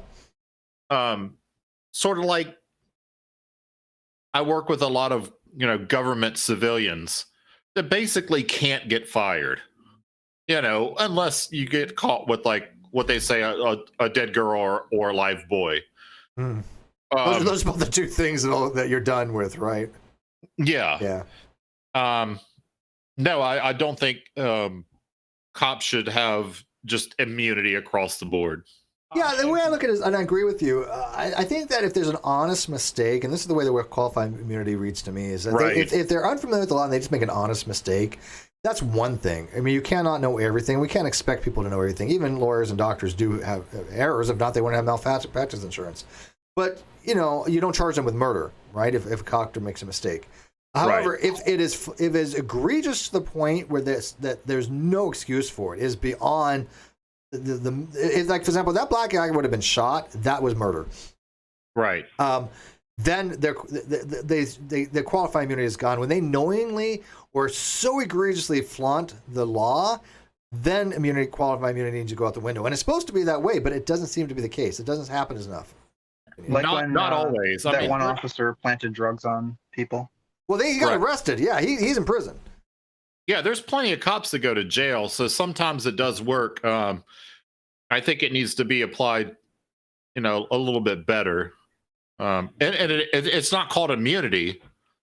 It is qualified immunity, but the qualified part needs a little bit of tweaking, I think. Yeah, and obviously it varies from place to place, but I think when cops think that they can get away with anything, that's when they've lost the plot. And again, I support honest cops. I honestly think that, who are you going to call if you're in trouble? I've had police over here numerous times where you've had shitty fucking roommates that, I had one assault me, literally grabbed my throat. I took him down and I put him in an arm bar and I had him down on the ground. And I was telling my other roommate, call the police because I'm going to break this guy's arm. But my roommate decided not to call the police. He regrets it now. He probably should have called the police. We would have got him out earlier. But who else are you going to call for these types of things? Yeah, yeah. I think the biggest thing with qualified immunity, and that's why there's a big push in a lot of communities now, a lot of cities, for a civilian review board for a lot of this stuff. But I think it needs to be a combination, not just civilian only. I think that there needs to be civilian and law enforcement combined in the review board. Well, they usually do them independent, like even in the military. Independent, yeah. Even in the military, you have your JAG and you have your NIS. Right. And so, yeah, but even then, they're not truly independent. Inspector General, yeah. And so there's a reasons to have both separate, but there's going to be some mixture as well. But the point is that there has to be oversight. Right. And that's where the big push is for civilian, but they're saying, we just want civilian. Yeah. I think no, because I think that there needs to be a combination of civilian, law enforcement, and also maybe a legal representative from the district attorney or something like that. These people that actually do know the law very well. Because if you talk to your average person, they have no clue about, the actual law itself, the average civilian review person, unless they're a lawyer. Yeah, because you need all the different perspectives. You can't have a bunch of civilians who have never been cops trying to Monday morning quarterback what cops do. Correct. Right. Yeah. It just doesn't work that way. We wouldn't want them to either. I mean, again, the cops make very quick, snap decisions, and if you go watch that one channel called Police Activity, you'll see how quickly these things happen. I mean. You're putting your life in the line, and when somebody has a gun, you make a judgment call, right? We'll have to. It's a split-second thing. Did you ever see? And I've done this before in combat training, where they put you in the virtual reality thing. You put the goggles on, and they put you in shoot, don't shoot situations. I have never been, although I would find it fascinating. I don't know if you knew, but I had a CWP up in Washington. I used to carry around a Browning Buckmark and a Jennings, and I had a Derringer and a shotgun and a rifle. I mean, I had my share of firearms, but I would go to I had like an off-duty sheriff. He was a deputy sheriff. We would go to the firearm range. I mean, literally. Yeah. And so I practiced, and I understood firearm safety. But so I have nothing against guns, right? But I would love to be in that situation where you have the virtual reality where it is shoot or don't shoot. I'd probably fuck it up. Don't get me wrong. Well, what happened is they had one of these police activists. Like she was the cops are shooting people and they don't need to shoot people, and the cops are too aggressive and all this. So they invited her in, and they got her all armed up, strapped up, and they put her in this virtual reality. Shoot, don't shoot situations, and you got to make those split-second decisions. And she came out of the machine crying, and she said she totally changed her perspective on her stance on the police being too aggressive, because stalling 2 seconds to think, you're dead. You're dead by then. Yeah. And I remember being in this simulator, and there's a pregnant lady walking towards an ECP, which is an entry control point on a base. that, all the, military folks come through onto a fob or onto a base or whatever. There's this pregnant lady in a burqa walking up, and she's holding her belly, and you're telling her, stop, stop, stop, stop, stop. But inevitably, none of us the first time shot her. Well, she wasn't pregnant. That was an IED. And she gets all the way up to the ECP, and she blows us all to hell because none of us were willing to shoot her, even though we were giving universal signs, which is like this. It's a universal sign to stop. You're yelling, you're aiming your weapons at her. She's not stopping. She's yelling in Arabic, certain things. No, none of us shot her, and she blew us all up. Yeah, well, I mean, that's what people don't understand when you're in those situations. I was watching videos where it wasn't even a real gun, and some videos they'll be like, oh well, it wasn't a real gun, they should go to jail. And it's like, no, it doesn't matter whether a real gun or not. That's a good shoot. Period. Doesn't matter. Yeah. If you have a gun pointed at you and it's not real. In fact, this one I watched, the guy was literally, I'm not even fronting with you, he was 1 mile from where I used to work, right? A mile in Indio. And he was at near Chase Bank, which was off of, I think it was High 111 and I don't remember the street, but exactly where I used to work in La Quinta. And he had pointed a gun at a car because the guy stopped short or something, and he said, you want to die today? It was a fake gun, but the police chased him down, chased him in this one area. He came out of the car, pulled the gun, and killed him. And it wasn't a real gun. Yeah. That's still a good shoot. Absolutely, is a good shoot. Yeah. I've also done the 27-foot rule. Yeah. Where we were armed up with simunition, which is basically, it's almost like paintball, but it's a little bit, it hurts more than paintball. But you've got a weapon on your hip. The guy's 27 feet away with a knife. He comes running towards you, and you're supposed to draw and shoot on him before he gets to you. None of us got a good shot off. It happens really quickly. A class of 30, none of us got a deadly shot off. My friend Justin Frank says Browning Barkmark is a great little 22 pistol. It really is. It was a really good gun. But yeah, you're right. When a lot of the videos I've been watching were knives, and one. Yeah, and everybody says, "Well, why did you have to shoot him? He was so far away from you with a knife." That's 6 feet. That 6 to 8 foot closing distance, they can do in less than 2 seconds. Oh God, less than probably 1 second. Yeah, when they're lunging. You got to think about this too. So what if you get a deadly shot off? It's not like in the movies where somebody gets shot and they just fall down dead. No, you can shoot somebody in the heart and they still have 8 to 10 seconds of fight left in them. That's plenty of time for them to stab you to death. Yeah, they still have momentum. I mean, a lot of these people will the knife. Some of them threw the knife. A couple cops got hit with the knife. There was one where a cop got actually stabbed. Wasn't life threatening or anything, but what's up? Yeah, I mean that person who stabbed her did not go down. Even after she was shot multiple times, she had intestines coming out. She was still coming after them with a knife. They shot her with a concussive device, and that ended up killing her. But it was just like you don't know how quickly some of these things can get online. So when you have somebody wearing the knife that doesn't stop, that is moving towards you. Those are good shoots, and I don't fault the cops at all for that. As a matter of fact, a lot of them beg them, don't come closer. We don't want this on our conscience. Do not come closer. And you feel for them. If you've ever seen Donut Operators, I like Donut Operators. Yeah, he's got videos of cops mag dumping into people before they stop. Yeah, like 10 shots, 15 shots. Yeah. 15 rounds of 9 mil to get the guy to go down. And these are 9 millimeters. These are 45s. These are weapons. Like 45 has a hell of a lot of stopping power. If you get with a 45, you should go down, even if it grazes you. Yeah. Well, I understand the cop's perspective, and one aspect is when I was in college, for a long time I was a bouncer in 6th Street in Austin.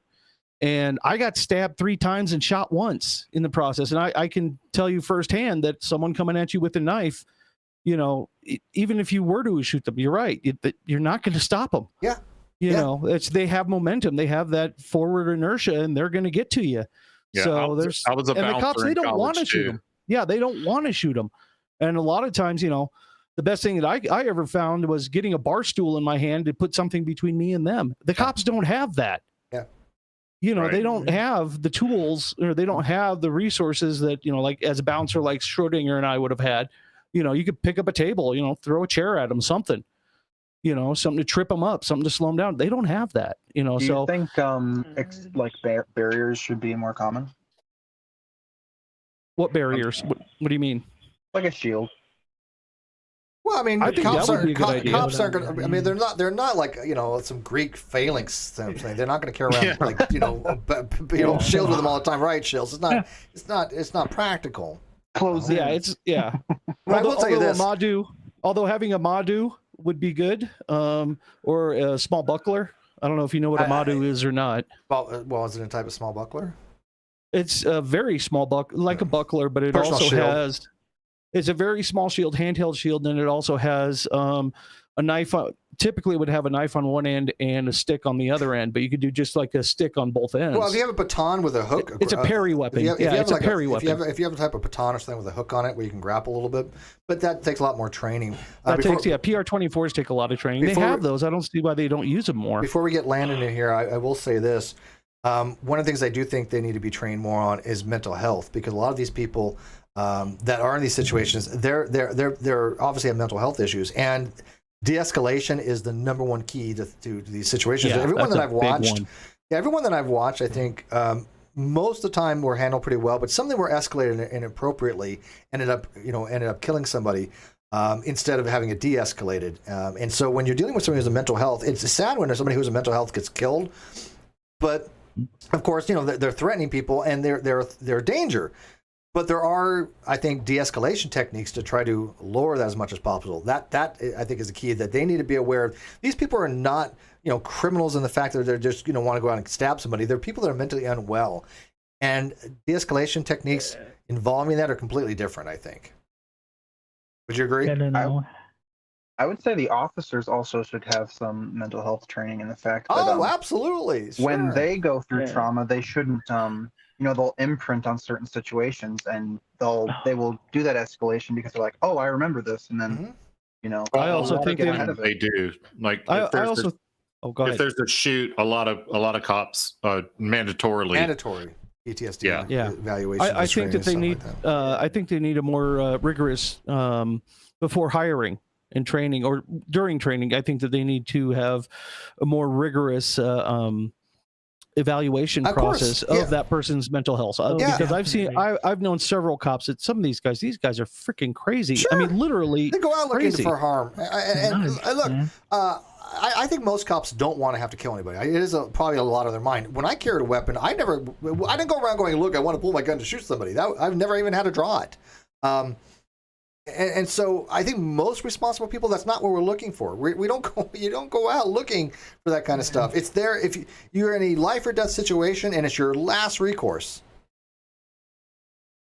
Yeah, I carry concealed almost everywhere I go, except when I'm on travel like I am now.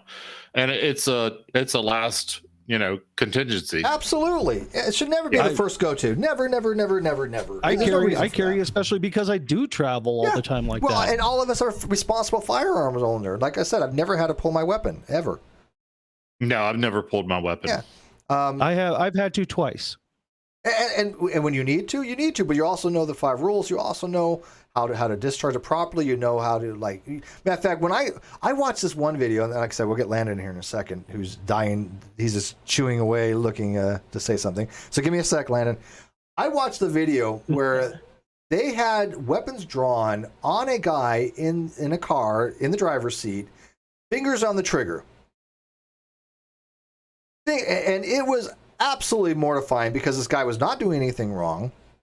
It was finally de-escalated and everything. But if you're pointing a gun with somebody with your finger on the trigger in a high adrenaline situation, you're doing something wrong. And unless it's absolutely a case where you're going to have to you're going to shoot somebody.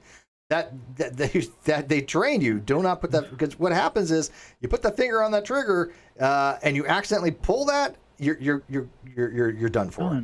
Yeah, that's one of the ruals. Keep your finger off the trigger till you're ready to shoot. And when you shoot, I hate to say it, but it doesn't take that. It doesn't take a split. I mean, boom. It's not worth having your finger on the trigger because you can move it to the trigger and pull it just as quickly. It's negligible time. About a tenth of a second. Tenth of a second, baby. Yeah, it's negligible. Yeah. Well, there's the rules. Don't point anything you don't want to shoot. Keep your finger off the trigger until you're ready to shoot. Know what's in your line of fire until you're ready to shoot. What's behind your target? What's behind? Yeah, there's all those universal rules. Yep. Line of fire.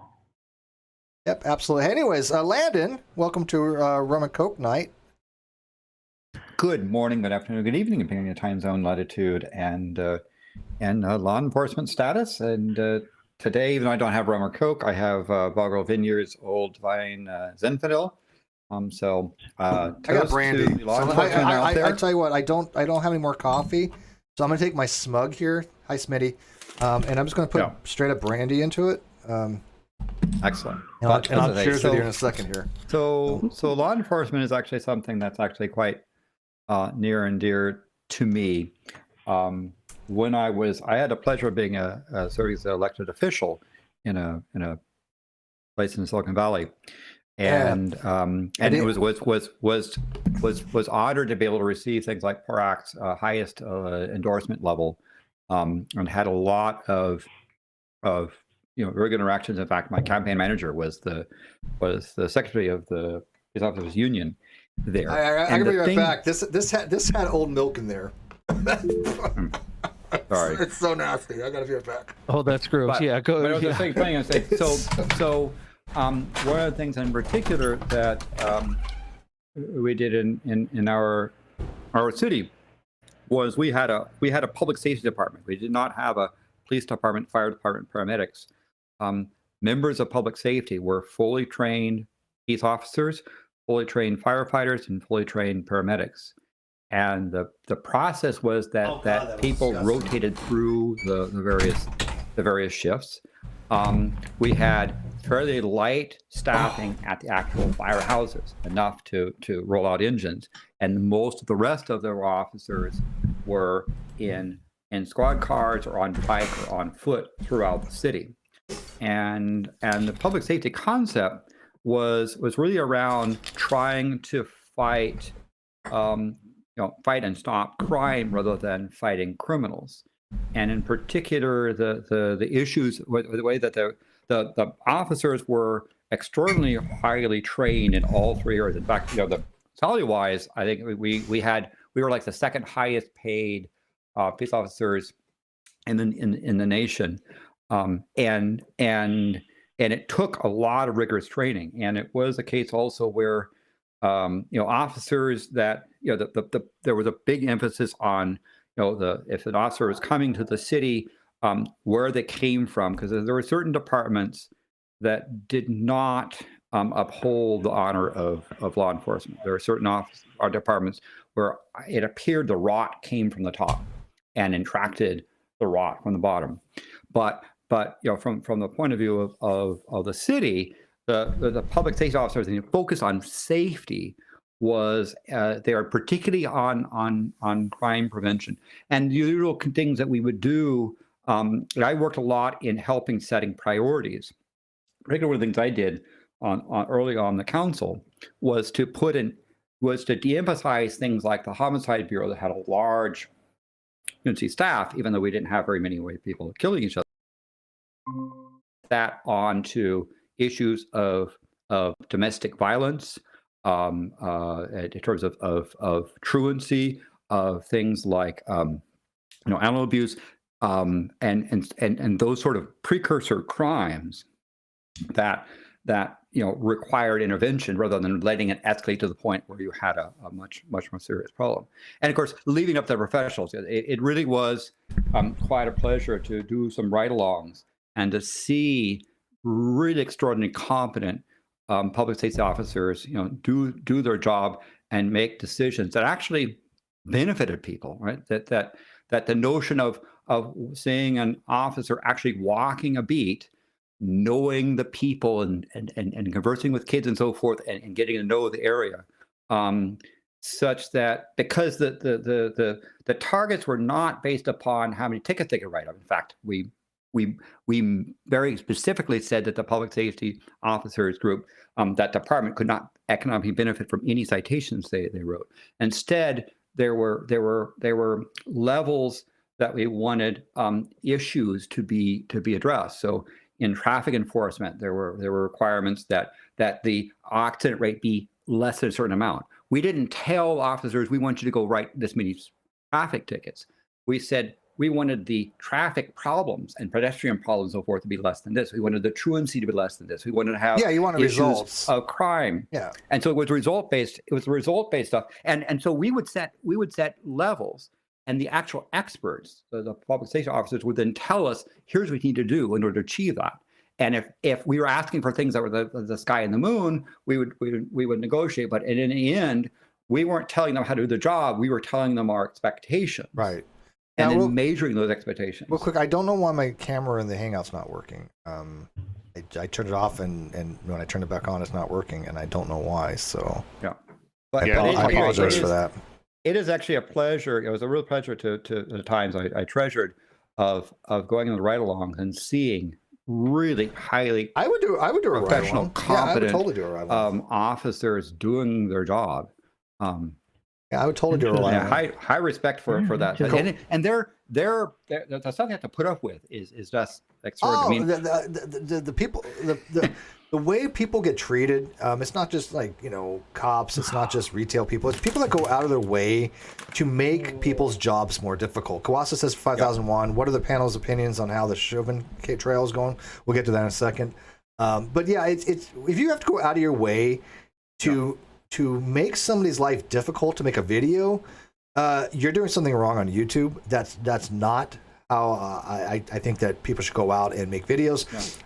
You're not there to make somebody's life difficult. You're there to do your thing, and you want to audit. That's great, but not. I don't see belittling people. Bad days. Yeah. People have bad days and so forth. But that's sort of the thing of being able to learn how to de-escalate. But the results, results also told. The city is typically one of the 5 safest cities. You're talking about populations over 50,000. Oftentimes the safest city in the country, and the levels of truancy, graffiti, so forth are quite low. In part because there was a lot of emphasis in early intervention, right? That when people are heading down a bad road, of trying to intervene, and those precursors of stuff where you see spousal abuse, child abuse.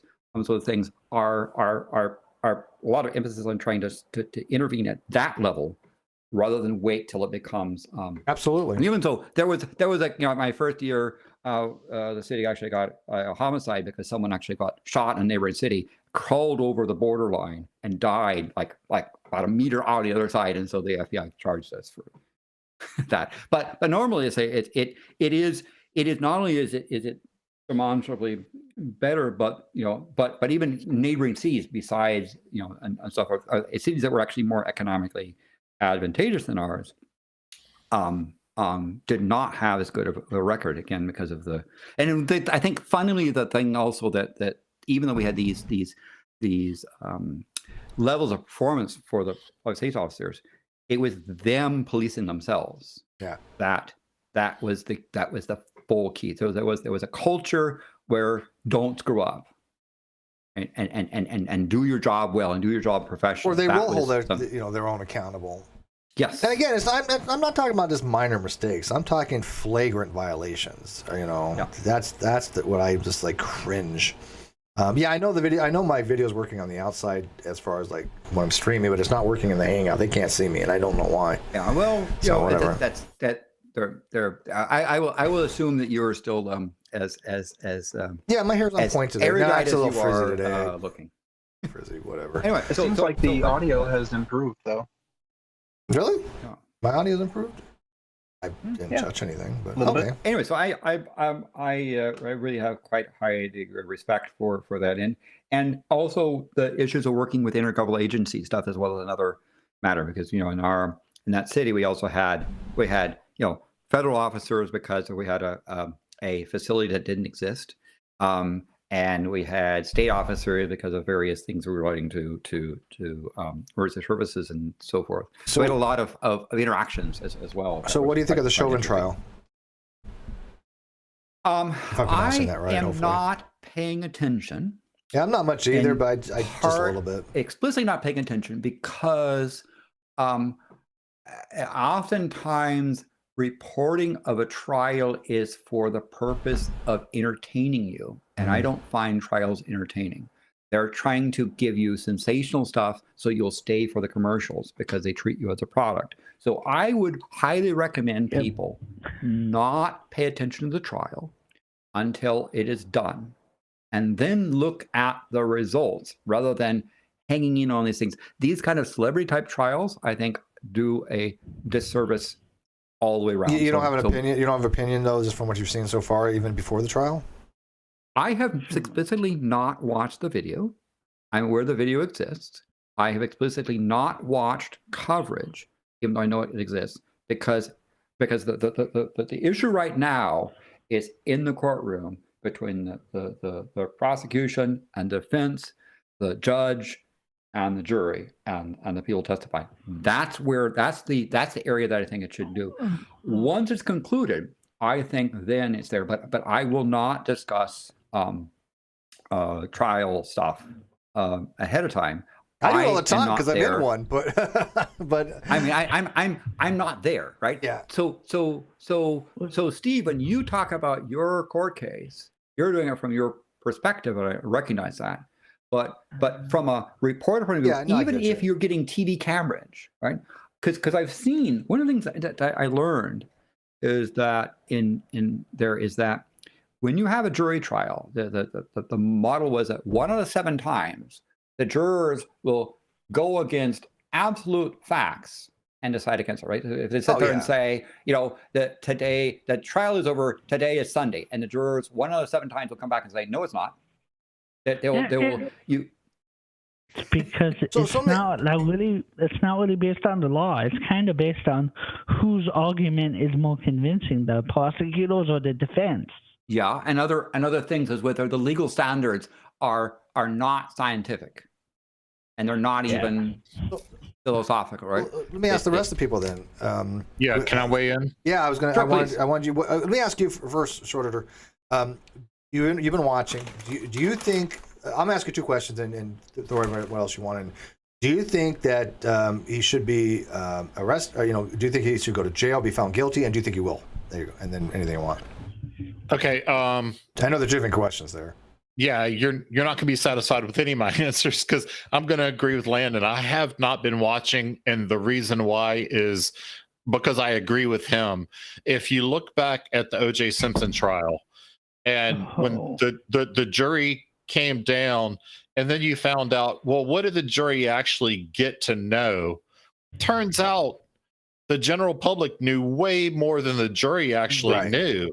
Yep, that's true. I thought you were watching, so my bad on that.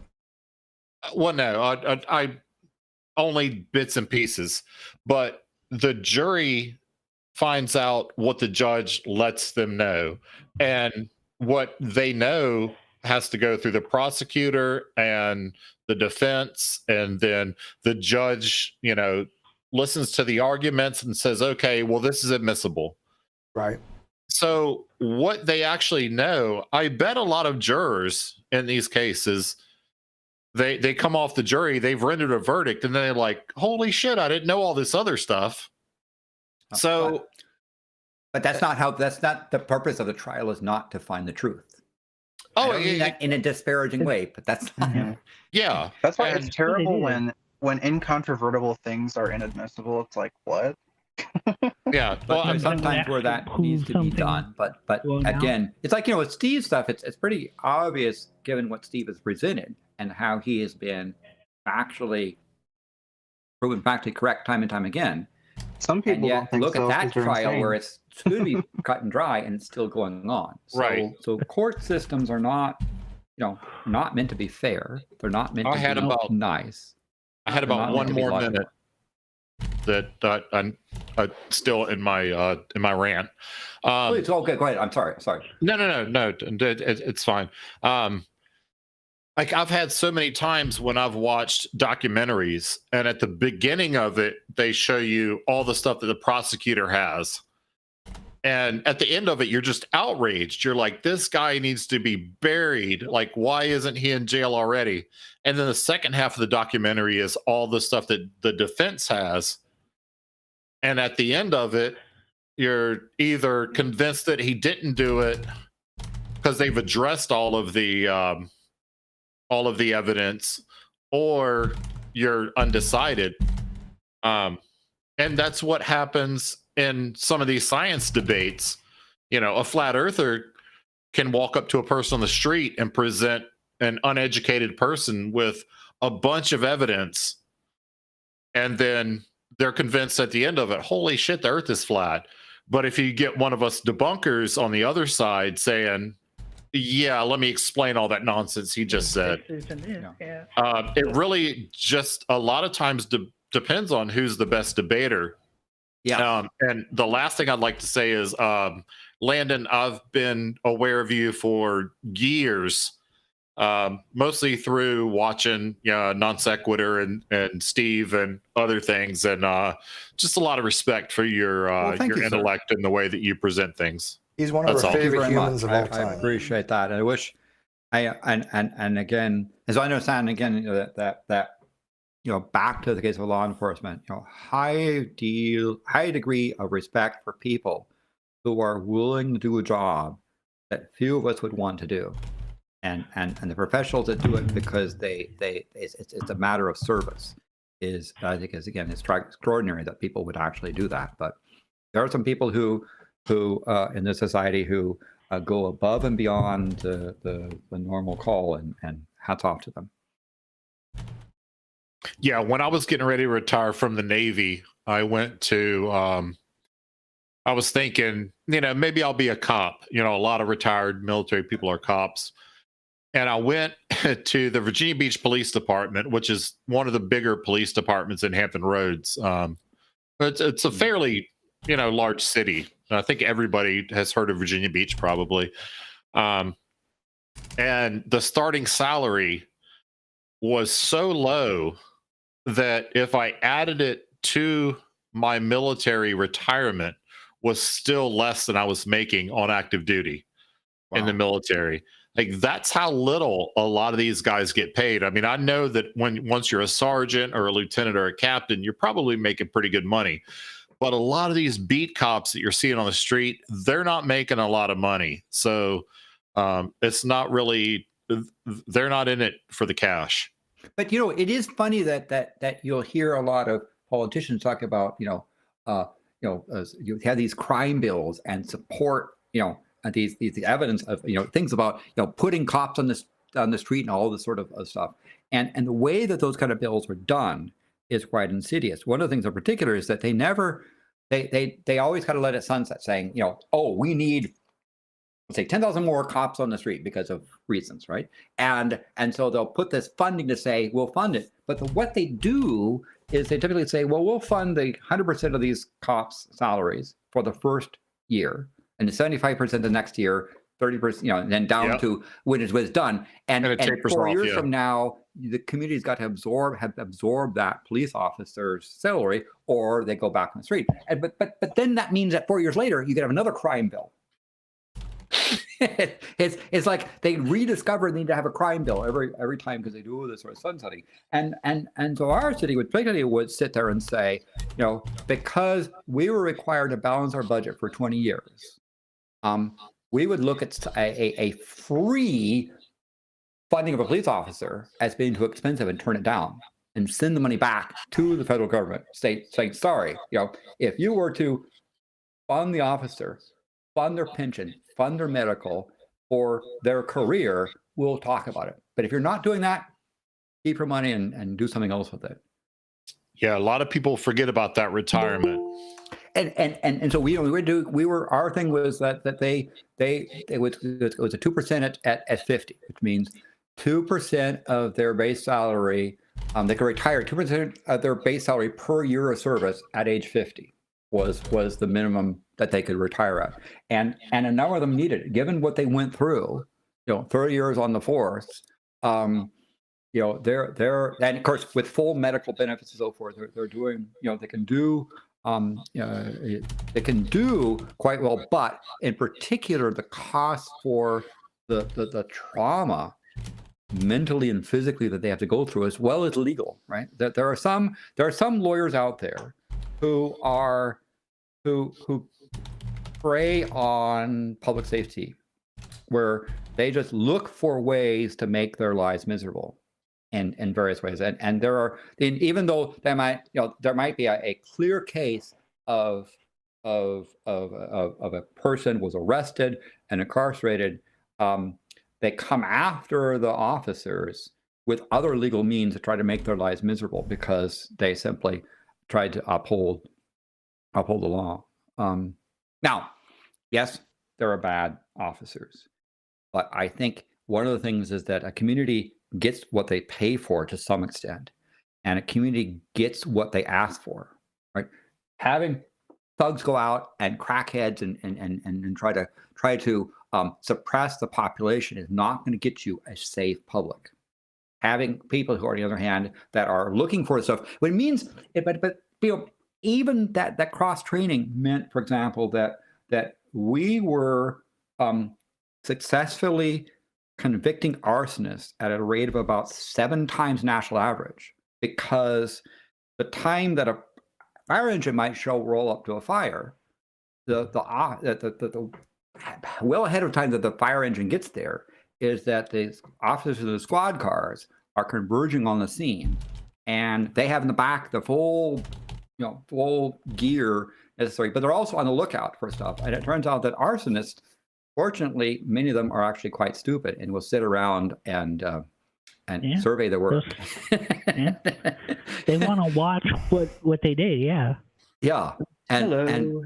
Sorry for interrupting. And so, many arsonists are also pyromaniacs. Yeah, and so that's the thing.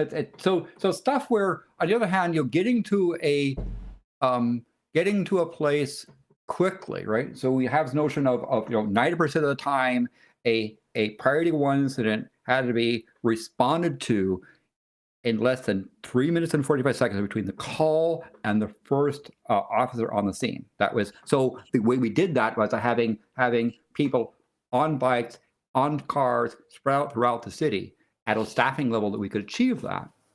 And that meant somebody having a heart attack meant you got someone with a defibrillator who knew how to use it and knew how to triage that stuff, and having a call center. That's the thing. The people in the 911 call centers, those people go through a serious amount of trauma because they're the first ones typically on the call. Absolutely. And boy, I would not want to be one of those people that receives those calls. Wait a second. That is rough.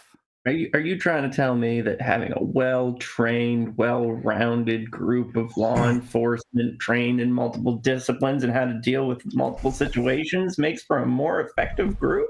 That's shocking. Right? That's crazy talk. In fact, having, for example, people that are behavioral psychologists to help train officers on how to handle someone who's out of the mind, it's a whole different level of training, though, I think, for a lot of people. You mean that there's actually ways of communicating that can make a situation better? So real quick, because I know that first ask questions later is seen in movies, but it's not very effective in keeping the public safe. Yeah, and it's also, I mean, I understand the whole, I'd rather be judged by 12 than carried by 6 approach. I get it, right? But I know Schrödinger has to take off here soon. I wanted to thank him for dropping by if he has to pop out. And thank you very much. I'm glad you guys got together. I'll love to come on his channel one of these days. I know we've talked about doing a collab. I'd love to get on with OPT Lawyer or something like that. And if you guys could talk, Schroeder's kind of giving a shout on his channel to come watch this video or whatever to get some people over here. It'd be appreciative. Depending on whether you're live or dead, watch his channel anyway. Go subscribe to him if you haven't already, and hopefully he'll help us a little bit too. He's got all the subs now. I mean, I don't think he had nowhere near that when he was on Non Sequitur. Oh God, no! Yeah. I wasn't even at 1,000 yet back then. Yeah, so you've done well, and I love that. I like seeing people doing well when they deserve it. It's frustrating when we see crap people doing well, but it makes up when you see good people doing well. So, and thanks again for your service, sir. Yes, thank you. It actually is appreciated. Even though I was an officer, but whatever. We won't hold that much. Can I ask you a quick But he was question listed before, so before you? I was go, both. Military police. Is there anything you can say in general about military police from the various branches of service comparison? Do you have any? Is there anything you can say in general, or is it? Well, I'm acquainted with all the branches except pretty much the Air Force because I've served on Army bases. I worked with the Marines a lot, especially when I was enlisted. And of course, I served on Navy bases. Whether there's a difference or not, no, I can't think of any quantifiable or realistic thing that I could say that was different. Like a service branch that has ensues a different sort of ethos to their military police, or is that maybe? Because I know it is of civilian stuff, right? There are certain certain police forces that I would not want to encounter the executive staff. Yeah, but aren't they all governed by the Uniform Code of Military Justice? Yeah, they all have to follow that rule. Those rules. We're all under the UCMJ. All the services. Maybe if you were to talk to a military police or maybe they would know more than I do about it, but I can't really think of any difference. Basically, as far as I'm concerned, when you're on base, they're the cops. Yeah, I know that they are the equivalent of a police force on base. They have the military jurisdiction to arrest, and that's the big thing is arrest capabilities. And in fact, they also have arrest capabilities off base for military personnel. Yes, I grew up around military bases quite a bit. So did I. Well, I mean, I didn't grow up. I mean, I was on them. Maybe I've dealt with Air Force and Army, and they're all usually pretty professional. I mean, the thing is they're people, and as we know, peopling has mixed results. Yeah. Right. And that's one of the first things I said when I was on here tonight. Like, cops are people, and people are good, and some people are bad. And so you're going to have some good cops and some bad cops, and you can't just paint with that wide brush. I think the new policy should be to apologize first and figure out if it was warranted later. I mean, maybe a little bit more Canadian in there. Canadian cops. I got to arrest you. I do a lot of critiquing of videos. Maybe I'll do some critique of some audits too, only because I do find them interesting, and maybe people might enjoy that. I mean, I'm going to be doing some papers that I think that I've read that I think will be interesting to people. But I'm just trying to get diversification of content. McCop says for $5 Australian, how many freedoms PM do standard police sidearms deliver? I don't know what PM stands for there, McCobb. I don't know either. Actually, I can't think of. But a lot of people don't want our police to even carry guns. Like, they want it to be like the UK, where only very top echelon carry guns. Yeah. Well, one thing I can say about military police is go ahead. A lot of these auditors, they think that if it's government owned, then they can audit it. Well, one of my last few commands, I was the maritime liaison at the Joint Special Operations Command, and so which is the tier 1. So it's basically they control Delta Force and SEAL Team 6. And so when you see these, like the Bin Laden raid and things like that, that's all run out of JSOC at Fort Bragg. And so I tell these auditors, if you think that if it's public, then you should be able to go film there. I invite you to try to audit the Joint Operations Center at JSOC. Yeah, good luck with that. That Would be hilarious. Well, they wouldn't get within 5 miles. And like you said, per minute. I know what PM is per minute, but I didn't know if you're using it for Macabre that way. But the thing with the auditors when they go do these different buildings, if they were just on a public sidewalk, for example, and this has happened, they've been on public sidewalks and then they get accosted. Yeah, they're in the right. I mean, you're on a public sidewalk. There is no justification. Matter of fact, you've seen them go to port authorities. Port authority comes out, says you can't film the direction. It's like, no, screw off. The military, same way. You can film the gates of a military. There's nothing wrong with that. As long as you're not on the military base, you can do what the hell you want from a off-base public area, like, you know, a sidewalk or a park. You can film whenever the hell you want. On the other hand, Steve, if you are filming a military front base, I think the military has the right and the duty to film you. Oh, that's fine. No, absolutely they can. Yeah. Sure. I mean, you do it in public, but I can tell you because you know, I have been some of the best security professionals I've worked with are in Nevada, where they have various zones and areas, and the people there again don't kid around. There are things that you know the public does not want to go near, and they do a very effective job of finding somebody who's lost and helping them to a place where they're not lost. Yeah, and look, I don't even mind when even most auditors will say, we don't mind when the police come out to talk, or anybody comes out to investigate what's going on. That's perfectly fine. That's understandable. I think that'd be derelict of their duty if a company didn't come out and at least check what's going on. But once they realize it's a bunch of people with cameras, go about your business and go back. It's at that point, a lot of these auditors would probably stop if they weren't getting the reactions they're getting. The reason they continue is because the videos that get the most hits are the ones that have a reaction. Right. Yeah. But so many of these auditors say, well, it's paid for by the public, therefore that's not necessarily it's paid true. for by taxpayers, therefore it's public, therefore I can go there. And so I've asked a lot of these auditors, like, okay, so can you go to the neonatal unit in the Naval Hospital that's, you know, right up the street from my house? And they say, oh, of course not. And I'm like, well, it's paid for by the public. Time, place, and manner. Right. Exactly. They don't seem to understand it's that. Time, place, and manner. They don't get that at all, some of them. Until you back them into that corner.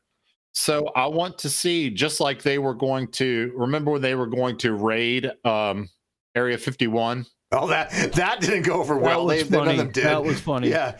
Yeah. I wanted to see that too, but they would have been killed. You know, they would have been. My response to them was 50 cal is one hell of a drug. My response was them. My response is, can I have your stuff? Yeah, really. And it's a lot worse. It's kind of, I don't know why 51 got such a reputation, because there's a lot worse areas in there that you would not want to go than 51. Well, it's just got such a. But yeah, because there's spots out there that it's because of the aliens. Hazardous to stuff. The whole western section is radioactive as hell. There is nothing at Area 51 that anybody gives a shit about any longer. It's long been declassified. It's not the point. But yeah, you go on the testing grounds. By the way, have you guys ever looked at the Nevada testing site through Google Earth? It is amazing. Oh yeah, it is. If you guys have never checked out Google Earth and go over to the Nevada testing site, which is just like northwest of Las Vegas, you can see all the craters. I mean that. But I can neither confirm or deny the number of holes I might or not have helped create in the Nevada. There's well over 3,000, I think, if I'm not mistaken. Yeah. It's the more than that. But again, there's spots where like in the 1940s things were a lot more cavalier about toxic waste and so forth, and they just kind of put it there, and the best thing to do is cap it and leave it alone.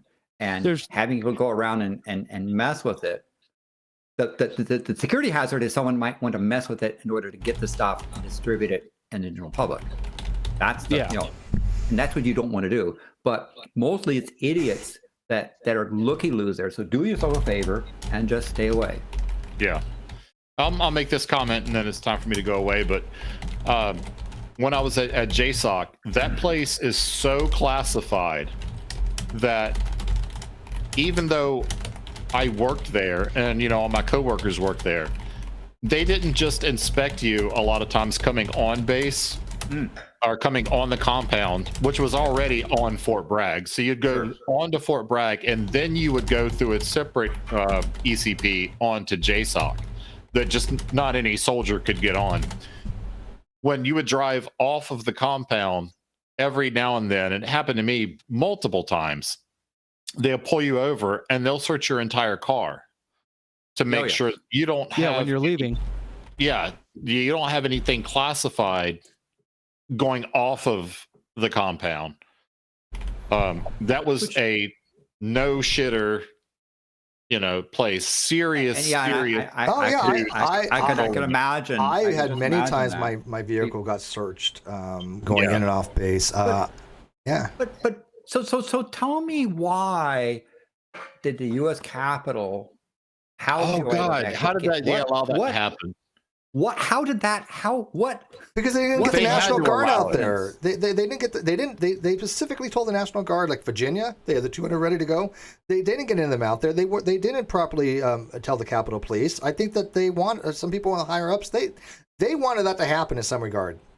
Or I think maybe they thought it would be a bloodbath if they tried to stop it. I don't think so. You know what? Just let them. It might have been, but I don't. That's a reasonable. It's absolutely reasonable, but I don't think that was the case. But it seems. I don't know, but either way, that shouldn't have been allowed to happen. Oh, incredibly no. Kawasa for another 1001. Come to think of it, frauders are a lot like lactheists. Too much fervor, not enough time spent in thinking the principles and making a good case look bad. And before you go, Schrödinger, let me leave it with this. Yeah. On Twitter right now, I'm going to put the tweet in the live chat. There's this person on Twitter. Her name is Godless. What is it? Anybody named Godless? It has Godless Liz. Very, very seemingly very uneducated person. But she had a little spat with a friend of mine, Tim O'Neill, who writes a blog called The History for Atheists. He does a very good job. Very educated guy. And I try to explain to her, look, if you're going to say that he's wrong, you need to at least provide some evidence, because you're not just by fiat saying that he's wrong. And she made some other mistakes, and I corrected her on ad hominem. She didn't understand what ad hominem fallacy was, as opposed to just an insult. And now she's like tweeting me out, going, "This gentleman is mansplaining me," or "This gentleman is trolling me." And I'm like, how am I a troll for explaining you something properly? I'm not understanding these people that. They think they have an education in things that they don't understand, and yet say it so unequivocally that they're correct and so authoritatively. It's getting to the point of, this is what I see with all these other auditors and everything else. They think they know the law better than they do. This person thinks they know critical thinking better than they do, history better than they do, epistemology better than they do, logic better than they do. But this is something that I see ubiquitous on Twitter and the internet, because the internet allows people so freely to go and express their views, whether their views have any grounding on what is objectively true or not. Yeah, I debated a First Amendment auditor apologist, I guess. She wasn't a First Amendment auditor, but she thought they were all great. And she accused me of an ad hominem. And I had to explain to her, and here's the best way that I found to explain it. An ad hominem is me saying you're wrong because you're stupid. Right. That's an ad hominem fallacy. Now, you can argue an ad hominem attack, but they're not quite the same things. Right. But if I say you're stupid because you're wrong, that's not an ad hominem. Correct. Yeah, the converse doesn't hold that way.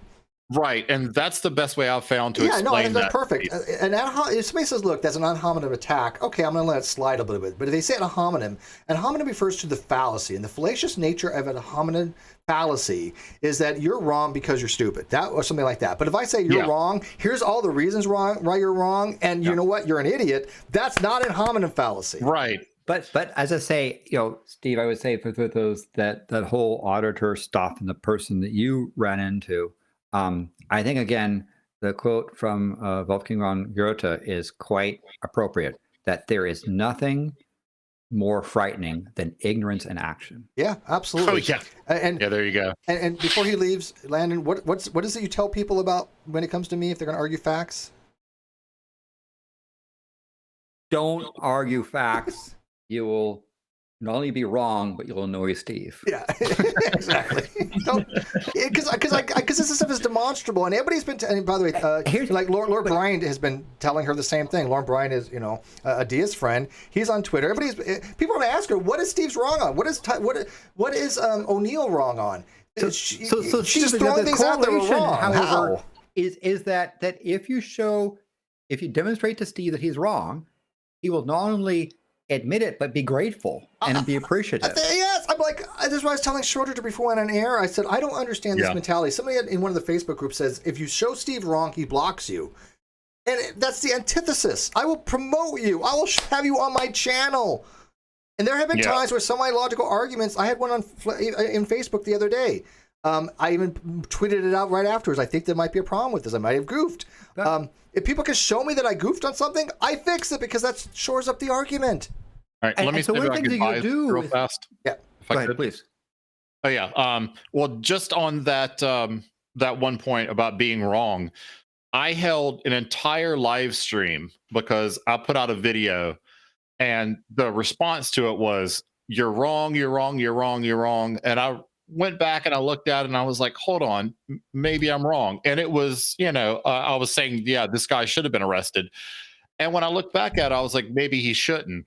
So I had my 3 lawyer friends come on that stream with me. And you got it wrong, by the way. And I titled it, Schrodinger's cat gets taken out behind the woodshed. Yeah, no, you got. And by the way, I thought you got it wrong too, and I would have like schooled you on that as well. But you corrected, and you had people come on to explain why they thought that was incorrect. Yeah, I sat there for 2 hours with 3 lawyers telling me that I was wrong. Yeah, and you know what? It made my channel better. Hells yes, that was brilliant. You did an amazingly great thing on that. Here's the thing: if you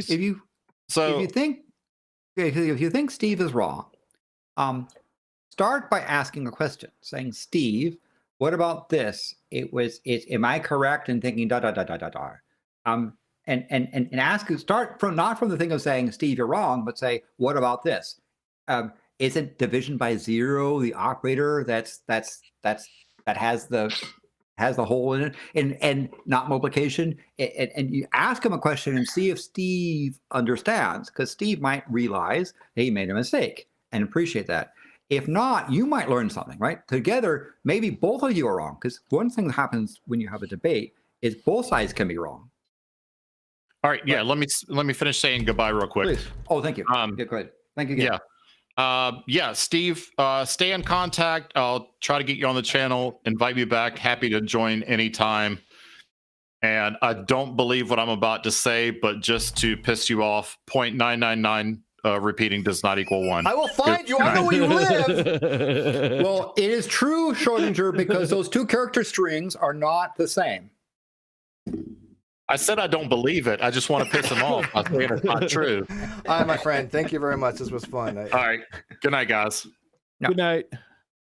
That is one of the things you can ask for Steve, is when you do the point on saying, isn't this character string an infinite length and this character string the length of 1, so therefore they can't be equal? Sounds like it makes sense to me. I will find you. Real quick, so somebody had asked on Twitter, they asked me to ask you, if you didn't see it, Wizard asked on Twitter, Landon, if there's any rule for rounding. And this was what I told him, and you can weigh in on it. I said, there's no rule of rounding that I know of. There's general rules, which are basically guidelines. The only ones that I know that really exist and aren't technically rounding are Gaussian floor and ceiling functions. But other than that, rule of rounding is a rule of thumb, but there's no mathematical law of rule of rounding. Well, in fact, to be fair on that, so there actually are many different modes of rounding, right? For example, in calc, we have 24 different modes of rounding. Yeah, well, most of them and you say, well, what do you mean 24? Well, in numerical methods, how you round actually matters. Well, on a calculator, they use Newtonian method, and they have to round because the calculator has only have floating point, as you know, and so can only have so many different decimal places. So it's got to have a rounding on when it does the iterations. And so an example of stuff you could have. Give an example is that you could decide to round down or up, whether it's even or odd. You can have rounding where it's in exactly the middle of what happens in the middle, and other things, whether it's negative, you can round towards 0 versus round towards negative, round towards the positive. So So all those number of manners of things that matter, and in some ways, when one of the things I like to play if I have to deal with loans and financial things, is to go through and try to determine when they give you you get a loan and give you the amortization table, what kind of rounding they're using, what precision, what rounding. Yeah. And you, when you sign a contract, you say, okay, this is the schedule I'm doing. And then you'll find that some programmer will go in and convert it from Java to Python, which has a completely different rounding system, and all of a sudden the calculations change, right? So rounding can be particularly important when you have really fine detail, right?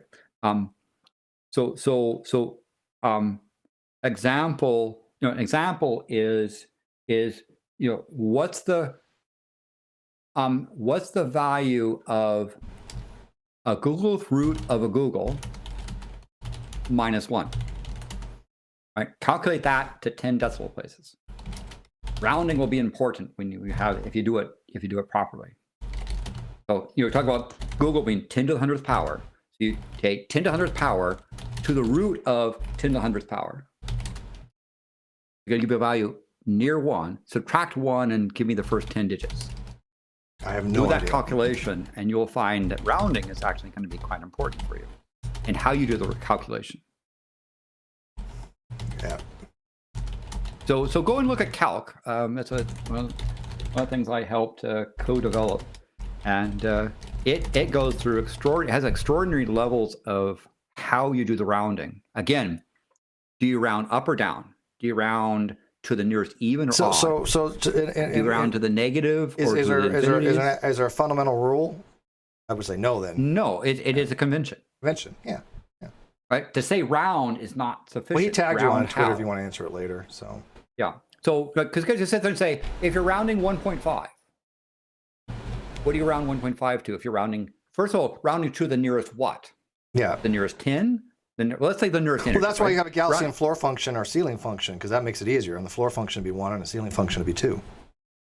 But on the other hand, there's a message around to the nearest. Yeah. Well, But then the nearest what? Yeah. You can have the nearest integer, the nearest even integer, the nearest odd integer, right. That's the what I'm saying. negative integer. Well, a Gaussian Florida is the nearest integer. For Gaussian. But for example, what's the round? How do you round negative 1.5? Again, whatever your convention is, what are you trying to round to? I mean, there's no set rule. Yeah, and that's what I say. So negative 1.5, negative 2.5, negative 3.5. Yeah. How do you round those numbers? Right. Is an example where you have to look at stuff. And of course, there's also things where you've done a calculation and the calculation is slightly more than 1. Do you round back to 1 or do you round up to 2? Again, it depends upon what. And so financial transactions, it's a big important thing where you do some calculation and you get fractions of your currency. Yep. And what do you do with those fractions of currency and how you handle it? There are rounding modes that are random. Where sit there and say, okay, we're going to random stuff and we're going to do a random number generator, and we're going to when it's split in the middle, we'll do a coin flip and actually have it be random. It's another method. Everybody should just always run. Couple super chats real quick. Godless Scummer, 5 pounds. Come on, Steve. You know that the favorite YouTubers and podcasters of atheist communities are infallible sources of information. Yes. Yeah. The patriarchs of atheism, they are infallible. Because they're atheists, they have logic on their side. It's a fun fact, I guess. As soon as you are no longer a theist, or as soon as you believe there are no gods, you instantly become a critical thinker.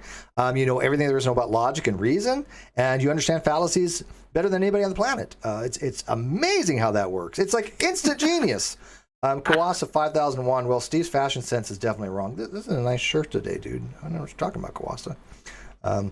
But yeah, no, it's so funny because, again, people have been asking her. Chester's been engaged when they're liberal too. People have been asking her, where's your evidence for this shit? You say somebody's wrong, provide evidence. I don't understand. I'm not even joking, Landon. And I wish you could actually see me on camera in the internal, and I'm sorry you can't, but I'm gesticulating here. But I had a guy, and he said something to the effect is, I'm not going to revoke my claim until you demonstrate that this didn't happen or that you didn't do this. And I'm like, wait a minute, no. No. That's burden shifting. You think they falsely accused me of creating the word lacktheist. And I said, no. You accused me of creating that word lacktheist. I want the evidence for this. I don't have an onus to demonstrate my innocence of this, even though we all know it was Ozzy that created it. I'm trying to explain it. Explain. I love that. Explain. I'm trying to explain to them. Explain. Sean Connery's explain. Yes. I can't do Sean Connery's impersonation. That would be great if I could. But I'm trying to explain to them, look, this is textbook burden shifting. When I say, hey, look, hey, Landon, I heard you beat your wife today. Demonstrate that you didn't. No, that's not how it works. You can accuse somebody of something. You show the evidence. I don't have anything to do to have exculpatory unless you present something. Then I go, well, let me show you why that's bullshit. And all I have to do is prove my innocence here and say, look, here's the evidence that Ozzy created. We all know that that's easy to do. I have videos on that. So, Steve, what do you think about the statement? Extraordinary claims require extraordinary evidence. What do you? I don't think you're gonna like my answer. No, I'm actually asked because I want to know your answer. When it comes to ECRI, I don't find it to be something that should be used, and the reason being is because it adds a subjective evaluation to science, which should be objective. Because what does it mean? What is extraordinary, right? That's a subjective evaluation. The reality is if I say, look, aliens exist or you exist, in order to demonstrate that, they're both the same amount of evidence. Produce a Landon, produce an alien. There's something extraordinary about that. I understand that say, look, I think that the entire theory of gravity is wrong. Okay, it's not extraordinary to demonstrate that's wrong. All you got to do is show mathematically that it's wrong. I just don't think ECRI really. I think it's a nice aphorism, but it really doesn't have much application in science. I think a better application would be extraordinary claims require sufficient evidence. I think any claim requires sufficient evidence. Right, exactly. So it just I don't know what it means by extraordinary. That. This is objective. Yeah, it does. It's. I mean, we want to in our minds because it's a cursory, right? The claim that God exists as opposed to like a dog exists. One's more mundane, right? Also redundant. I mean, Steve, if you're looking at extraordinary as like extraordinary, right? If I claim, hey, Blandon's here for a visit, right? That may not be an extraordinary claim, right? And it would be sufficient evidence. So if he popped on camera with me, I'm sure it would be sufficient evidence for you, right? However, if I said aliens existed and I popped up a video of an alien sitting next to me, I'm pretty sure that the first thing that you would be thinking is, how is this person potentially faking this? Because it's very less likely to be true. Well, no, I understand that the standards are different, but the reality is, if it was the case you produced an alien, it's the same thing as producing Landon. You just produce something. You just have an instantiation that makes that proposition true. I mean, Landon, what do you think of ECRI? Yeah. But anyway, so some of the stuff. I think, Steve, your sentiment is laudable in terms of saying, is that really scientific? Because there's no objective way of saying that's enough evidence. Mm-hmm.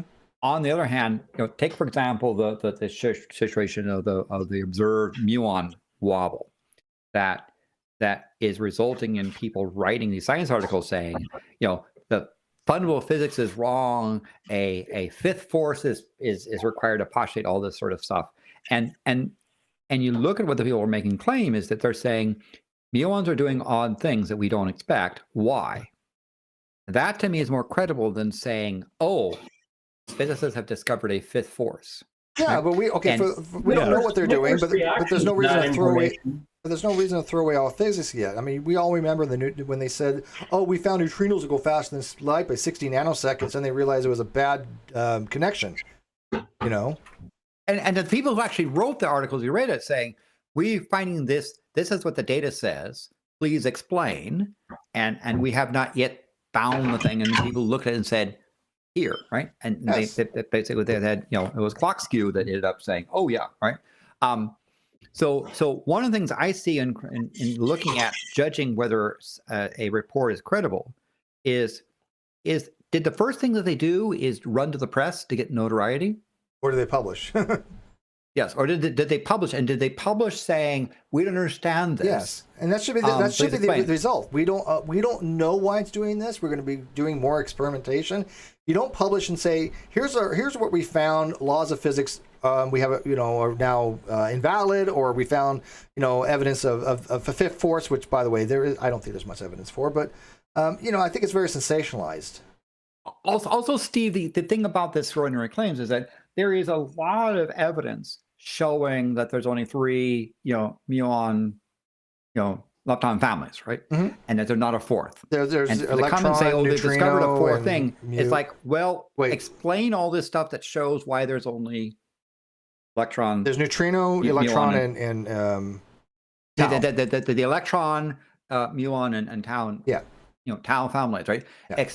So if someone to say, well, we found a fourth family, it's one of the things you need to do is explain all the evidence that points towards 3, and how you got to explain how that missed the mark and how this other thing is correct. That's part of that would be where I think the Schrödinger claim is. You do your due diligence, right? You go and explain a known observed stuff if your stuff runs counter to it, or you bring it up as something odd. For example, the 2 teams that won the Nobel Prize for discovering the universe accelerating were working through the supernova data, finding really odd results, and were initially reporting it to the journals as a negative result, saying our experiment failed in trying to accurate more refined Hubble constant because we have these problems that are coming with this absurd result. And actually, it was the editors of the journal that said, "Wow, isn't that interesting?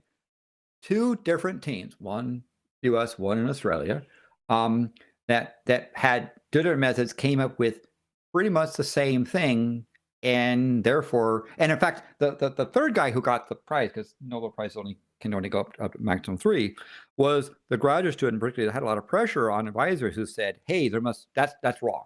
Go back and you did your calculations wrong. The universe isn't accelerating. Go and redo it." He kept coming back and saying, "Sorry, this is what the data says. This is what the data says. This is what the data says." And the result was they got a Nobel Prize because the evidence of it was so strong. They didn't go out trying to show there's something wacky happening with the universe. They observed an effect, couldn't explain it initially until they came up with this notion of the universe accelerating. And for that, I think they definitely deserve the Nobel Prize. Now, since then, they've gotten 2 other classes of evidence showing the universe is accelerating, though we don't know why. But again, that's an example where it's done right, where the people come up initially and they say, "Wow, this is odd. We don't understand this. Here's what we're doing. Where could be wrong." So, for example, by step 2, where they thought they saw evidence of gravitational waves in the primordial, pre-Big Bang Flash universe, and they produced some data. But then someone said, "What about this?" and say, "Oh, darn," right? So now they're doing bicep 3 to attempt to rule out, if possible, this particular effect. Right. Well, that's how science should be done. Yeah. And so to state, "Oh, we've discovered gravitational waves," the way you do it correctly is you report the results, you let people peer review it, you let people replicate it, and then let them name it after you. But if you go to the press and say, again, the whole Pond and Fleischmann so-called, cold fusion stuff. Oh God, I remember is an that. example of how you not, right? The fact that they went to the press first and then begin to publish and then begin to form a company where they're accepting stock for this thing, palladium probe and so forth, to me smelled bad, right? If they merely had said, "Look at this really weird result we have. Can someone find what went wrong?" They would have been a footnote in history and it's like, "Oh, correction. Okay. Steve's wrong. Move on." Yeah, I remember the whole cold fusion thing. And I mean, it ended up, from my understanding, just being an exothermic reaction, but. Yeah, in fact, yeah. And it's improper but again, those measurements. examples where now, of course, if someone comes up and tries to work on cold fusion, one of the problems is that they have hard to get funding because it has been so tainted by wackos. Anyways, guys, I got to start wrapping this up. I have a phone call I got to make to somebody. So let's put our final thoughts in. I want to thank everybody for joining us tonight. This was enjoyable. I love this kind of stuff. So, any shout outs or anything you want? Well, certainly you should subscribe to Steve's channel because you'll learn all kinds of good stuff about it. And while you're there, Our Favorite Universe is a channel I'm starting that when my very able producer has got some shows in the pipeline that will be coming out sometime soon. And I'm looking forward to sharing with you my favorite universe. Because it's our favorite universe, I should say. Sorry. Awesome. Anybody else got anything? All right. So anyways, guys, tomorrow I think we are going to probably be launching something new from Cheshire and I, 11 o'clock Pacific time. It is a call-in thing. Don't know how well it's going to work. We haven't really tried it out yet, so tomorrow might be just a test thing, but we'll go from there. If it works all fine, then we're going to ask everybody to kind of like spread the word and get the information out there and help promote it, because as you guys know, I suck at promoting. Bad. It's always one of my worst things is promotion. But hi, Unfinished Journey. How you, dude? Sorry you're late. You are late because I'm ending this now. So thanks, Landon, for joining us. As always, it's a pleasure. But I got an important phone call I got to make, so I got to bow out. Thank you guys for joining tonight, and we'll see you tomorrow morning, 11 o'clock Pacific. Please like, please share, please subscribe, all that, YouTube stuff. Good night.